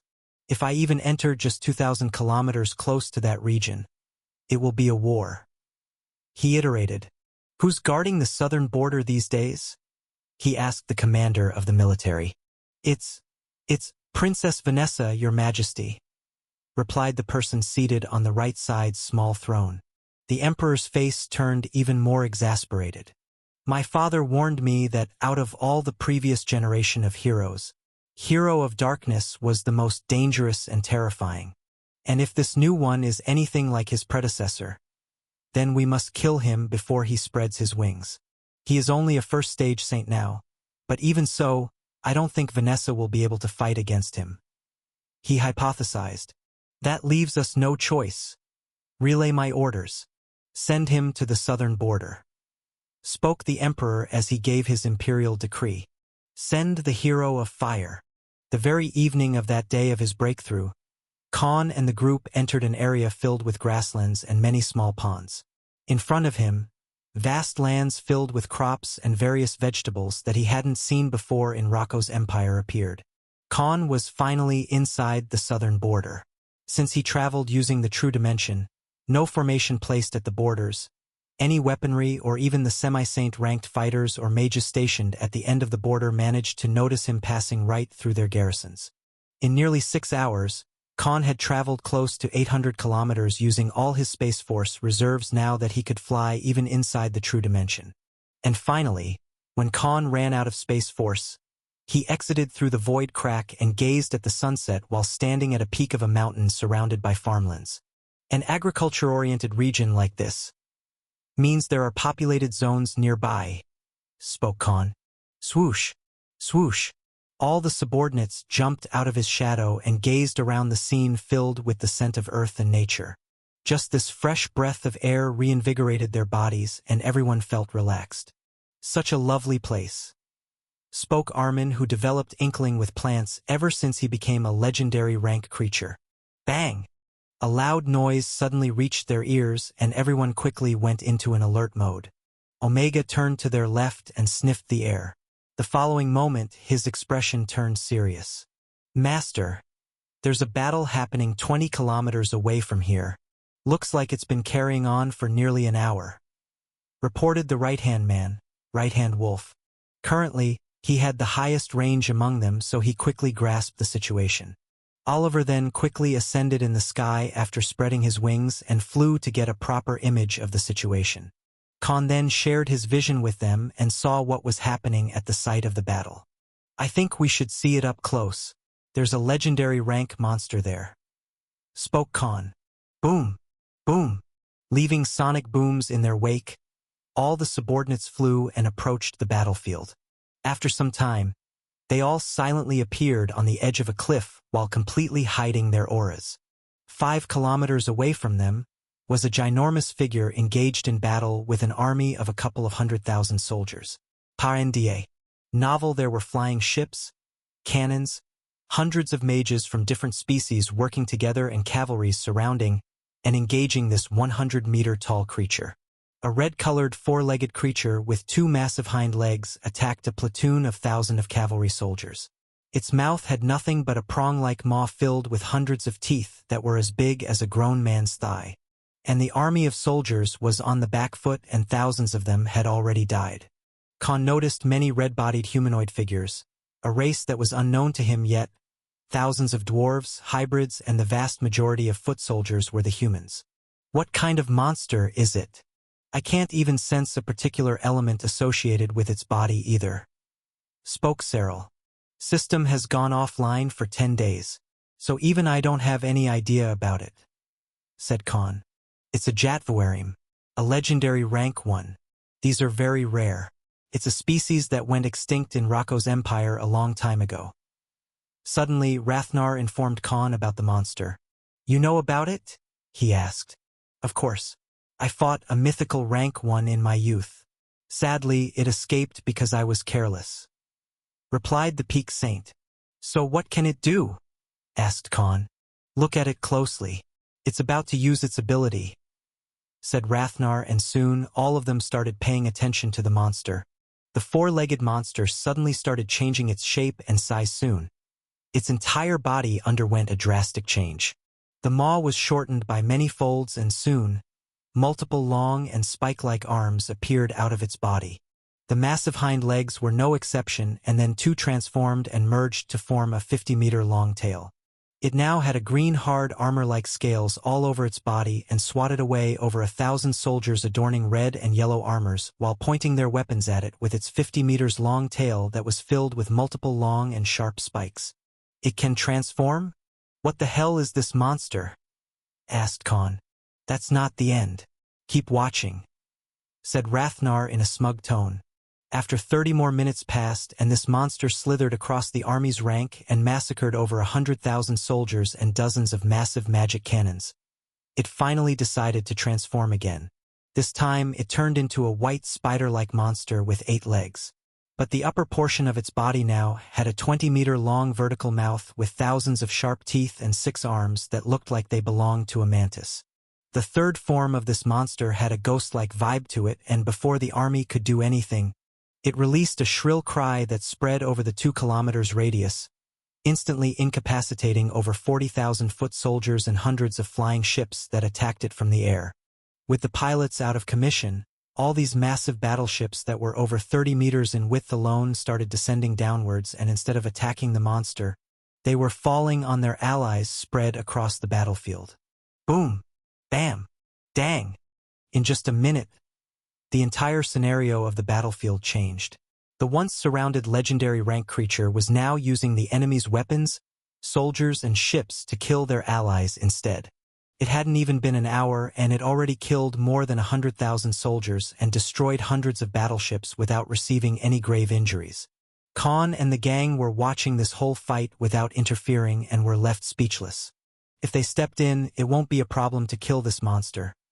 But what shocked them was its ability that they all had seen before, albeit in a very weak specimen. Khan, Omega, and all the subordinates shouted in unison as soon as they realized what kind of property this monster had. It's the Metamorphosis bloodline. Everyone from their crew had a surprised expression because they knew how rare a monster with a Metamorphosis bloodline was. The current bloodline Khan had from the Utherkairos, the 13th floor dungeon boss he and the subordinates hunted back in the day inside the Brahmner dungeon in Flavit City, was only at SS rank even after Khan became a saint.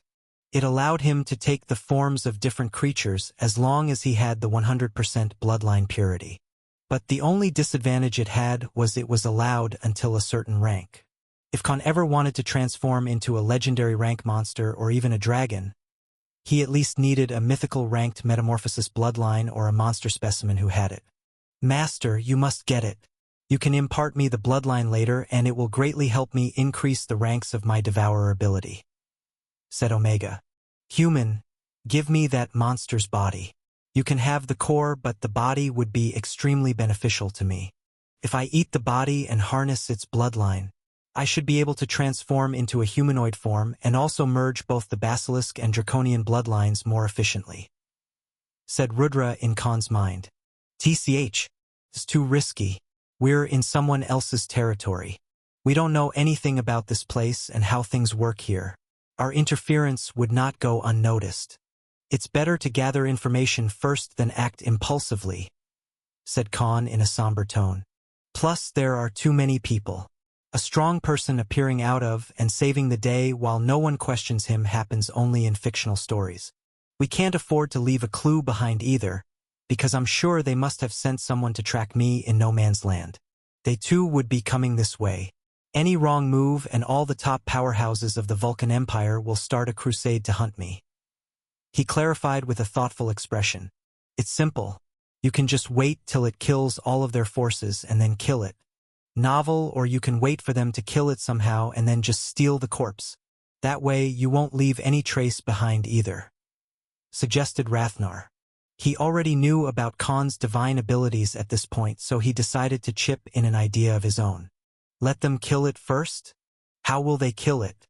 It's a beginner legendary rank monster, and there isn't even a semi-saint or a saint present here, said Oliver, who was carefully scouting the region around the battlefield while perfectly hiding in the sky. Should we interfere using some disguise? These weaklings here would be grateful, suggested Blackwell. No. It will create more trouble because our background isn't clear to anyone, said Khan. But Master, at this rate, all of the people here will die, spoke Armin in a worried tone. That's not our problem. We can't go around saving every single person we meet in the street. These people are neither our allies nor our responsibility. I'm done playing a hero and caring too much about others. We'd be putting ourselves at risk by interfering here in any way. Plus, a saint appearing here out of nowhere just when I made a breakthrough will be more than enough to let them know that I arrived in the Vulcan Empire, spoke Khan. Because acting like a hero or a savior here would be no different than how he saved Nikola and Elenev's caravan at the border of Abyss Forest when he was new to the world, or how he met and saved Sail before reaching the capital. If I was reading a novel and saw this same plot happening every time the protagonist saved people in every new place he went to, I'd tell the author, said Khan as he looked towards the sky and spoke. That's just lazy writing. An hour passed as the battle continued between this Jatvari monster and the small army of the Vulcan Empire stationed in this region. Now, nearly 80% of the soldiers were wiped out, and only those who remained only attacked from a long distance. In the meantime, Cyril cast an illusion barrier that made them invisible to the eyes of others, so all of them were just waiting for the battle to end. They're still not retreating. Even the bravest warriors know when to step back. But they're persisting despite the hopeless situation. Spoke Ronan, who analyzed the situation. Then that means only one thing. They're stalling for time. Spoke Jugram. Just then, Oliver relayed a message to all of them. Be on guard. Someone is coming, said Oliver and hid himself in between clouds. And in just 10 minutes, another army, just as big as the one that was wiped out, approached while declaring their arrival to their remaining allies using war horns. 2 gigantic red warships arrived, followed by over 1,000 battleships carrying thousands of soldiers and artillery of war. However, there was one figure flying in the air who was even faster than these warships. This figure, clad in green and brown armor, while holding a sword in her hand, flew quickly, while her eyes had nothing but a furious gaze as he looked at the legendary rank monster. A first-stage saint, spoke Omega. So they were stalling the monster for her, said Khan. Just then, the battleships that were already engaged in a clash with the Jatvorim declared through their loudspeakers and informed their worn-down comrades. Your Highness, Princess Vanessa host Siegfried is here, declared the crew of a warship. At this declaration, the 30,000 remaining soldiers were extremely elated. It's done, we're saved, spoke a dwarven axe warrior who was clad in black and yellow armor. Finally, we can rest now, spoke a mage who was a hybrid between human and wolfkin. The flying figure finally arrived at the battlefield and looked around the battlefield. After she saw how many corpses were spread across the battlefield, her expression turned enraged, and she declared to the remaining army, Rest now, brave warriors. I will take it from here. Princess Vanessa host Siegfried of the Vulcan Empire appeared on the battlefield, and her arrival made the remainder of the army feel like they escaped certain death. So far, more than 300,000 soldiers fell victim to this legendary rank creature called Jatvorim that could change into various forms and attack their forces using different methods and skills in each of his forms. And now, the first-stage saint-rank princess of the empire stood in front of this very monster, who killed so many of her soldiers that held the front so this creature wouldn't invade the populated zones and massacre the citizens. Without standing for a ceremony, this princess, who seemed to be 29 years old and had long black hair and green iris in her eyes, took out a sword from her sheath and started chanting some sort of spell. But the very next second, a crimson-red aura appeared from her body and encapsulated the blade of her sword, and in front of Khan and his crew who were watching from afar. This blade turned blistering red as if it was made from magma. Flicker, flicker. In just seconds, the blade caught fire as this beige skin-tone princess took an attacking stance and released all of her yellow-colored saint pressure, as if challenging this monster for a death match. Kreia! The Jatvorim screeched, and soon, it turned into a blue squid-like creature with multiple yellow patches over its body and started flying in the sky as if it was swimming underwater. It swirled its entire body like a top, and the tendril with razor-sharp blades on the edges whirled around as it charged toward the princess flying in the sky after she provoked it. Swing! A swing of her sword created a massive wave of dense blazing fire and attacked the Jatvorim. But due to the whirlwind created around its body using the swirling tendrils, not even half of the fire properly struck its body. Roar! The monster kept charging as it haphazardly shook itself after being hit by the intense heat that managed to reach the eyes. But this wasn't even the first wave. Vanessa swung her sword again and again as he kept appearing from place to place, hundreds of meters afar in a matter of seconds. The massive and explosive waves of condensed fire kept hitting the legendary rank monster, and it was going berserk as the burn marks kept appearing over its body. At this time, the 8 spectators, 10 if the basilisk and the peak saint were to be counted, saw how efficiently this princess was roasting this legendary monster from each side like a seasoned chef. So beautiful, said Jugram as he watched the woman taking out this opponent on her own. I agree, spoke Rudra. Everyone turned their heads and looked towards the Hellblazer subordinate. What? Are you too attracted to her? Asked Khan as he noticed a sense of worship in their tone. No, not her, replied Jugram as he pointed towards a certain direction. her control over the fire element. Spoke Rudra. Look at those fire blades, Master. She is using world energy to maintain the degree of fire and which part of those waves will land the highest damage. It may seem like half of the fire is being flung off by the monster, but actually, the small waves that are hitting it are the hottest and have the entire fire concentrated in them, said Jugram, since he too had mastery over fire. Not only that, but the rest of the fire that is being dispelled is just a mirage. The monster hasn't even noticed that it is actually receiving the full brunt of the fire attack waves, said Rudra in an impressed tone.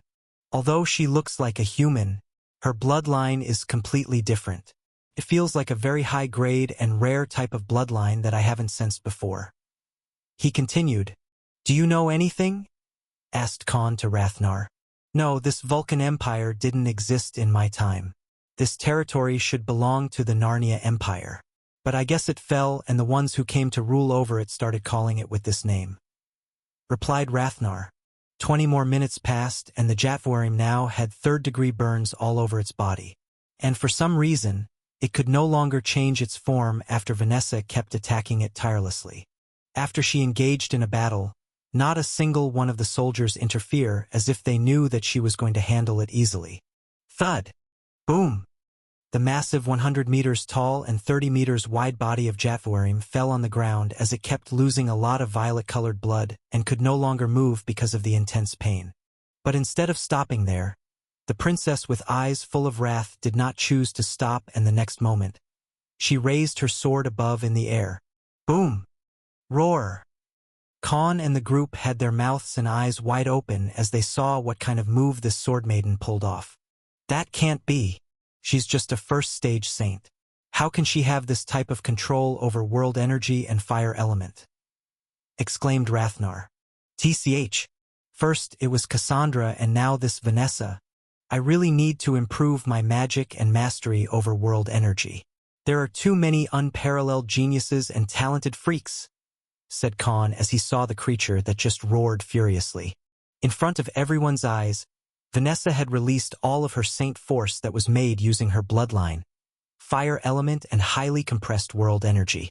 And in just 20 seconds, a ginormous 100 meters tall head of a fire dragon appeared over her flying figure. The heat and aura it emitted were so intense that even the nearby 3 kilometers of space instantly turned as hot as a campfire. The ear-deafening roar of this dragon head shook the entire battlefield, and Vanessa swung her sword vertically as she gave this massive monstrous construct a command to attack with a cold and vengeful voice. Dracaries! As soon as Vanessa gave the command, the giant fire dragon head above her opened its maw and spewed sweltering fire over Jatvorim, who couldn't even move at this point. Rah-rah! It wailed in agony as this highly condensed and incinerating fire started burning it alive. It wailed in agony and its tendrils shattered the nearby battlefield, but as the seconds passed, it no longer had the ability to withstand this hellish torture. In just 5 minutes, the Jatvorim stopped moving and its charred body let out a cloud of black smoke that spread across the battlefield. Yeah! Shouted one of the soldiers. We won! Shouted a mage from another side of the battlefield. Soon, hundreds and thousands of battle cries echoed in the surroundings as Vanessa barbecued a squid, a legendary rank monster.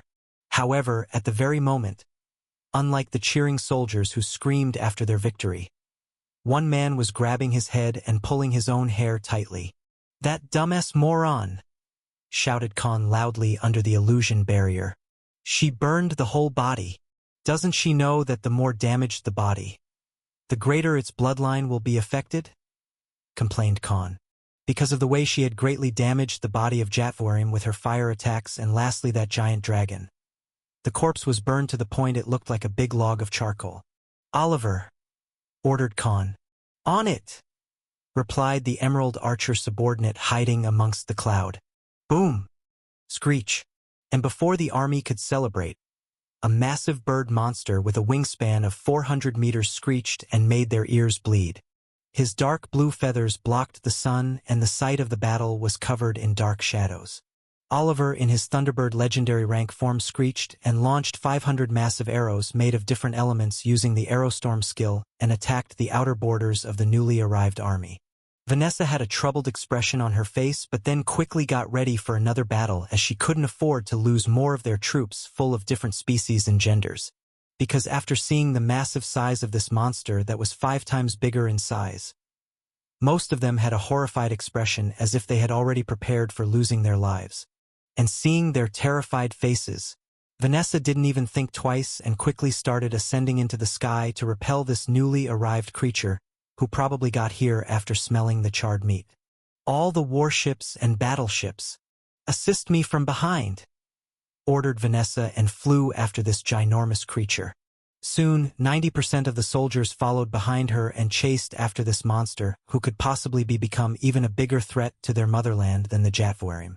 And the only remaining forces were the war relief squadrons, who started looking for the injured and started helping the remaining soldiers of the First Army that was decimated.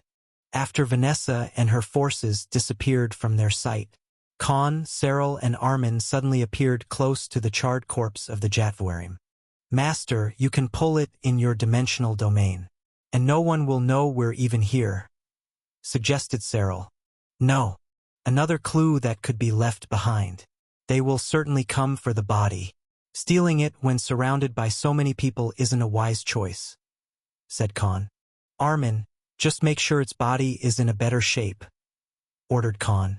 Armin then quickly cast his atonement skill and used all of his healing skills that rejuvenated the body of this squid-like monster. This was the exact reason why Oliver turned to his true form, to create a diversion and allow Khan to come here. Because after Vanessa had carried out her execution in that angered state, the body was greatly damaged. If they didn't heal it, Khan would have only a dried wood for a body to absorb abilities and bloodline from. Minutes passed as the 3 of them were healing the corpse while hiding perfectly under Cyril's illusion barrier. Since Vanessa was gone after Oliver, there was no one who could sense their presence. And finally, after 20 minutes, it's done. Only the skin looks burnt now. The rest of the body and blood is in perfect condition from the inside," spoke Armin with a nod. Khan then pulled a tracking artifact from his space ring and stabbed it in Jatwarim's massive body. Because stealing it now will be too noticeable, and Khan wasn't in a mood to leave any clues or suspicions behind. "Disappear," commanded Khan. Oliver, who was being tracked by an entire army of 300,000 soldiers with over 3,000 battleships, 2 warships and a first-stage Saint, finally decided to speed up and used the Thunderbird wing skill that boosted his speed by 4 times. He left a few tornadoes behind him and started attacking with massive lightning bolts that appeared over his beak from time to time. Soon, the distance between them rose by a few kilometers and then dozens of kilometers, and in just 10 minutes, it went beyond 60 kilometers. And Oliver easily escaped from this chase sequence after turning into his usual Hawkman form. After having no clue where he went, Vanessa made some arrangements, sent people to track the bird monster, and finally returned to the previous battlefield after an hour. She discussed the losses and the number of fallen soldiers with the people under her command who were left to look after the injured soldiers. "What should we do with the body, Your Highness?" the orc captain of the squadron spoke. "Leaving it here would pollute the area, and the rotting corpse would create a lot of problems for the nearby communities. Plus, the environment will be adversely affected since it's a region that yields a lot of crops," said a dwarven captain. Vanessa took a deep breath and looked at the still hot corpse of the Jatwarim. Then, a thoughtful expression came on her face as she spoke. "We're taking it to Oslam." Vanessa Siegfried, the princess of the Vulcan Empire who was in charge of the southern border, had successfully managed to kill the calamity that invaded their lands after she finally reached the site of the battle. And now, to avoid furthermore trouble because of the corpse, she had an idea to get rid of it. "We will put the corpse for an auction in the main trading hub of Oslam. I'm certain many of those adventurer associations and enterprises who trade in raw materials and products made from monsters would spend a lot of money for it," spoke Vanessa, and then looked around the mauled and torn bodies. "Make a list of all the fallen soldiers. The money we receive from the auction will be divided and sent to the families of the deceased along with the promised compensation," declared the green-eyed princess. To her announcement, all the captains in charge were taken aback and felt a sense of respect towards their princess, who was using this war trophy of hers to help the families of the martyrs. instead of parading it over the capital to add to her achievements in the eyes of the public, unlike the other princes of the imperial family. And the money they receive will directly go to the families of the deceased soldiers. That, in itself, was going to be many times more than what the authorities would give them as compensation. "Thank you, Your Highness," spoke a dwarven peak Grandmaster Knight. "If we had arrived earlier, many of those would still be alive. This is the least I can do," spoke Vanessa as her crestfallen voice resounded. "All right, we leave for Oslam tomorrow at sunrise," said Vanessa as she relayed her orders. The next morning, 2 gigantic warships carried the body of Jatvorim using hundreds of metallic chains and cables, and a couple of hundred battleships followed this entourage. And finally, they entered a vast city without any permit because the imperial sigil on the warship was enough to tell everyone about who this crew belonged to. A 300-meter-tall entrance door that had 2 enormous statues of the dwarves with hammers and axes served as the main entrance to this city, and thousands of people entered at the same time. A city full of thousands of flying vehicles, buildings after buildings built on and spread across over 50 tall mountains appeared in front of their ships. Each of these buildings was at least 40 stories high, and there were multiple layers of settlements. Every single one of these mountains was at least half a dozen kilometers in perimeter alone.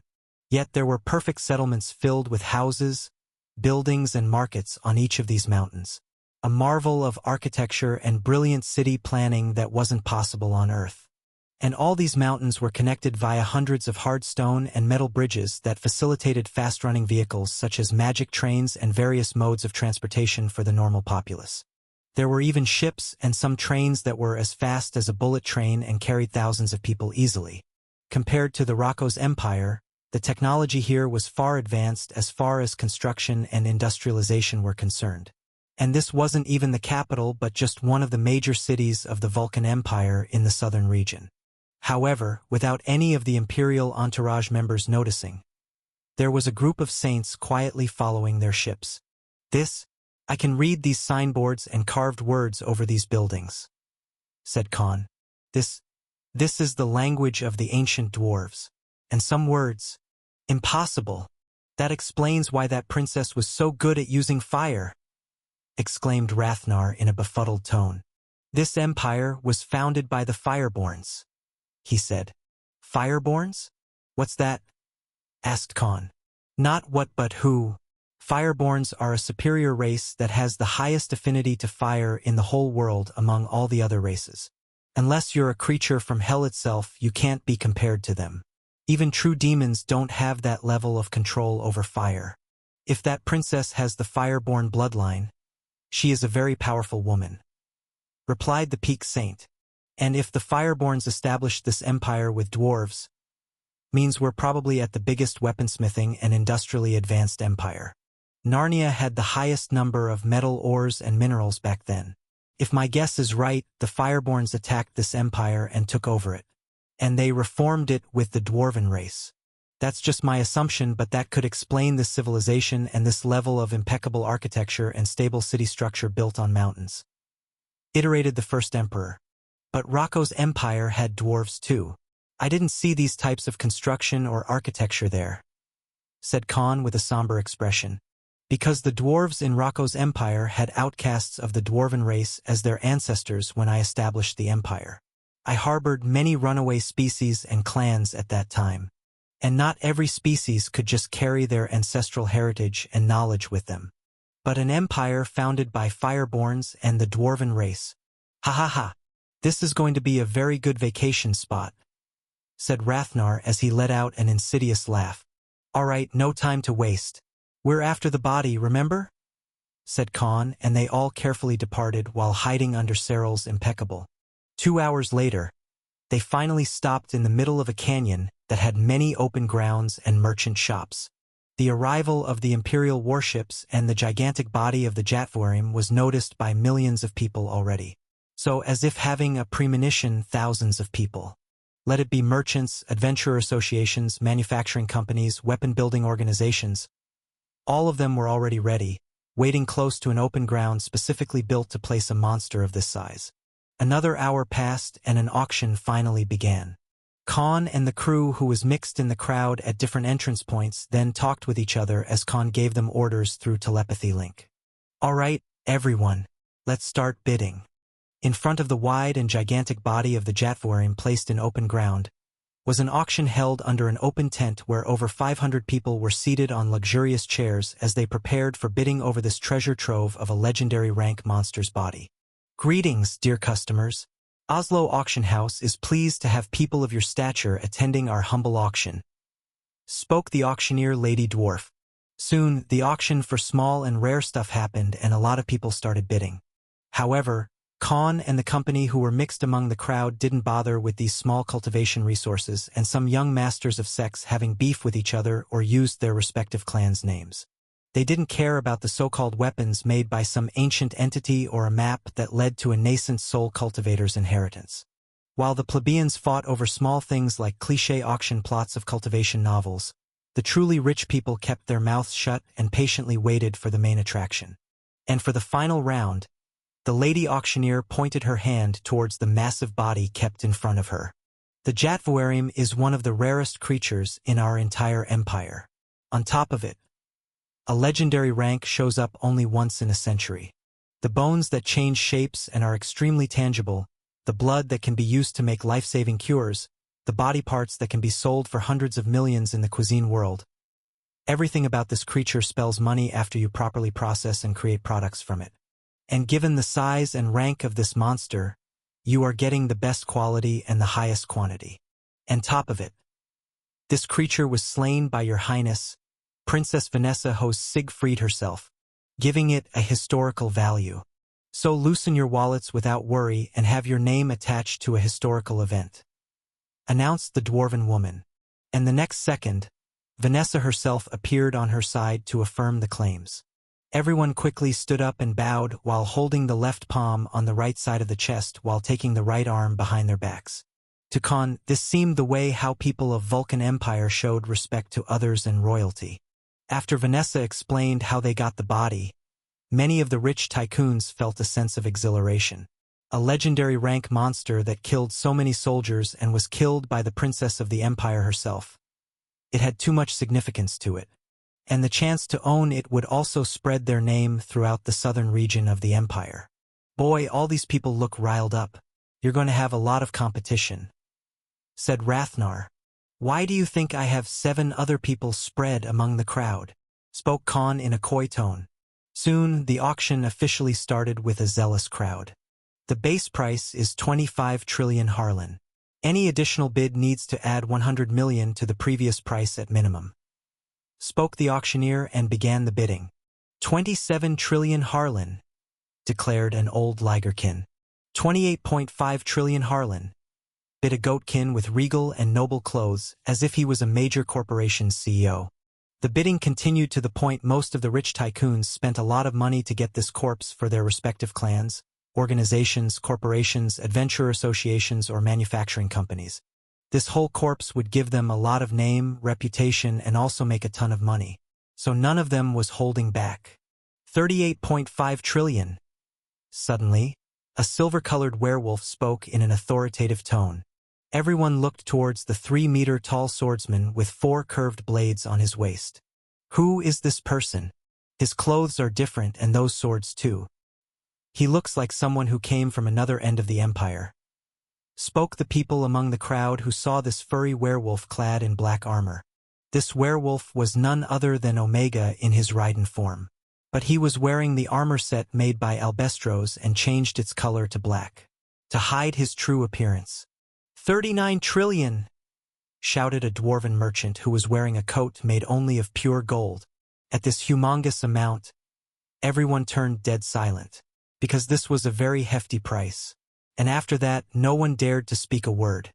39 trillion Harlan won, announced the auctioneer lady. 39 trillion Harlan, too. Any takers? This is the last chance, she declared. 40 trillion Harlan.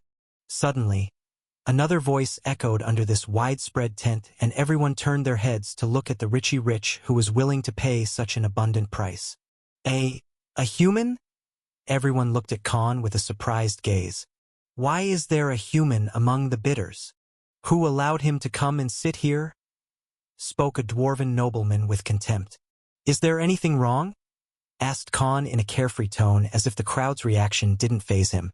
Since when do humans have so much money? Don't dare lie to us, said a humanoid figure with a head of an ox. Damn, looks like there's some disparity between races and their social standing in this empire, thought Khan as soon as he noticed all these suspicious gazes. Ah, I didn't mean to cause any confusion. I'm only someone who is attending this auction on behalf of a client who couldn't make it in time. The purchase will be done in his name, spoke Khan as he improvised on the spot. Who? Asked the auctioneer. My apologies. It goes against our rules to disclose the client's identity in public, responded Khan. TCH, just some excuse. Do you even have the money? Do you have 40 trillion Harlan with you? Asked the same dwarven nobleman. To his query, Khan didn't respond.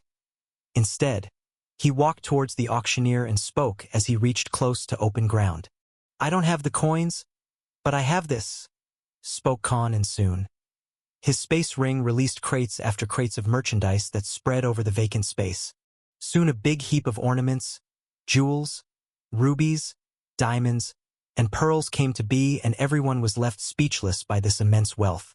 However, at this exact moment, an infuriated voice of an old man resounded in Khan's head. You bastard! You're selling my family heirlooms.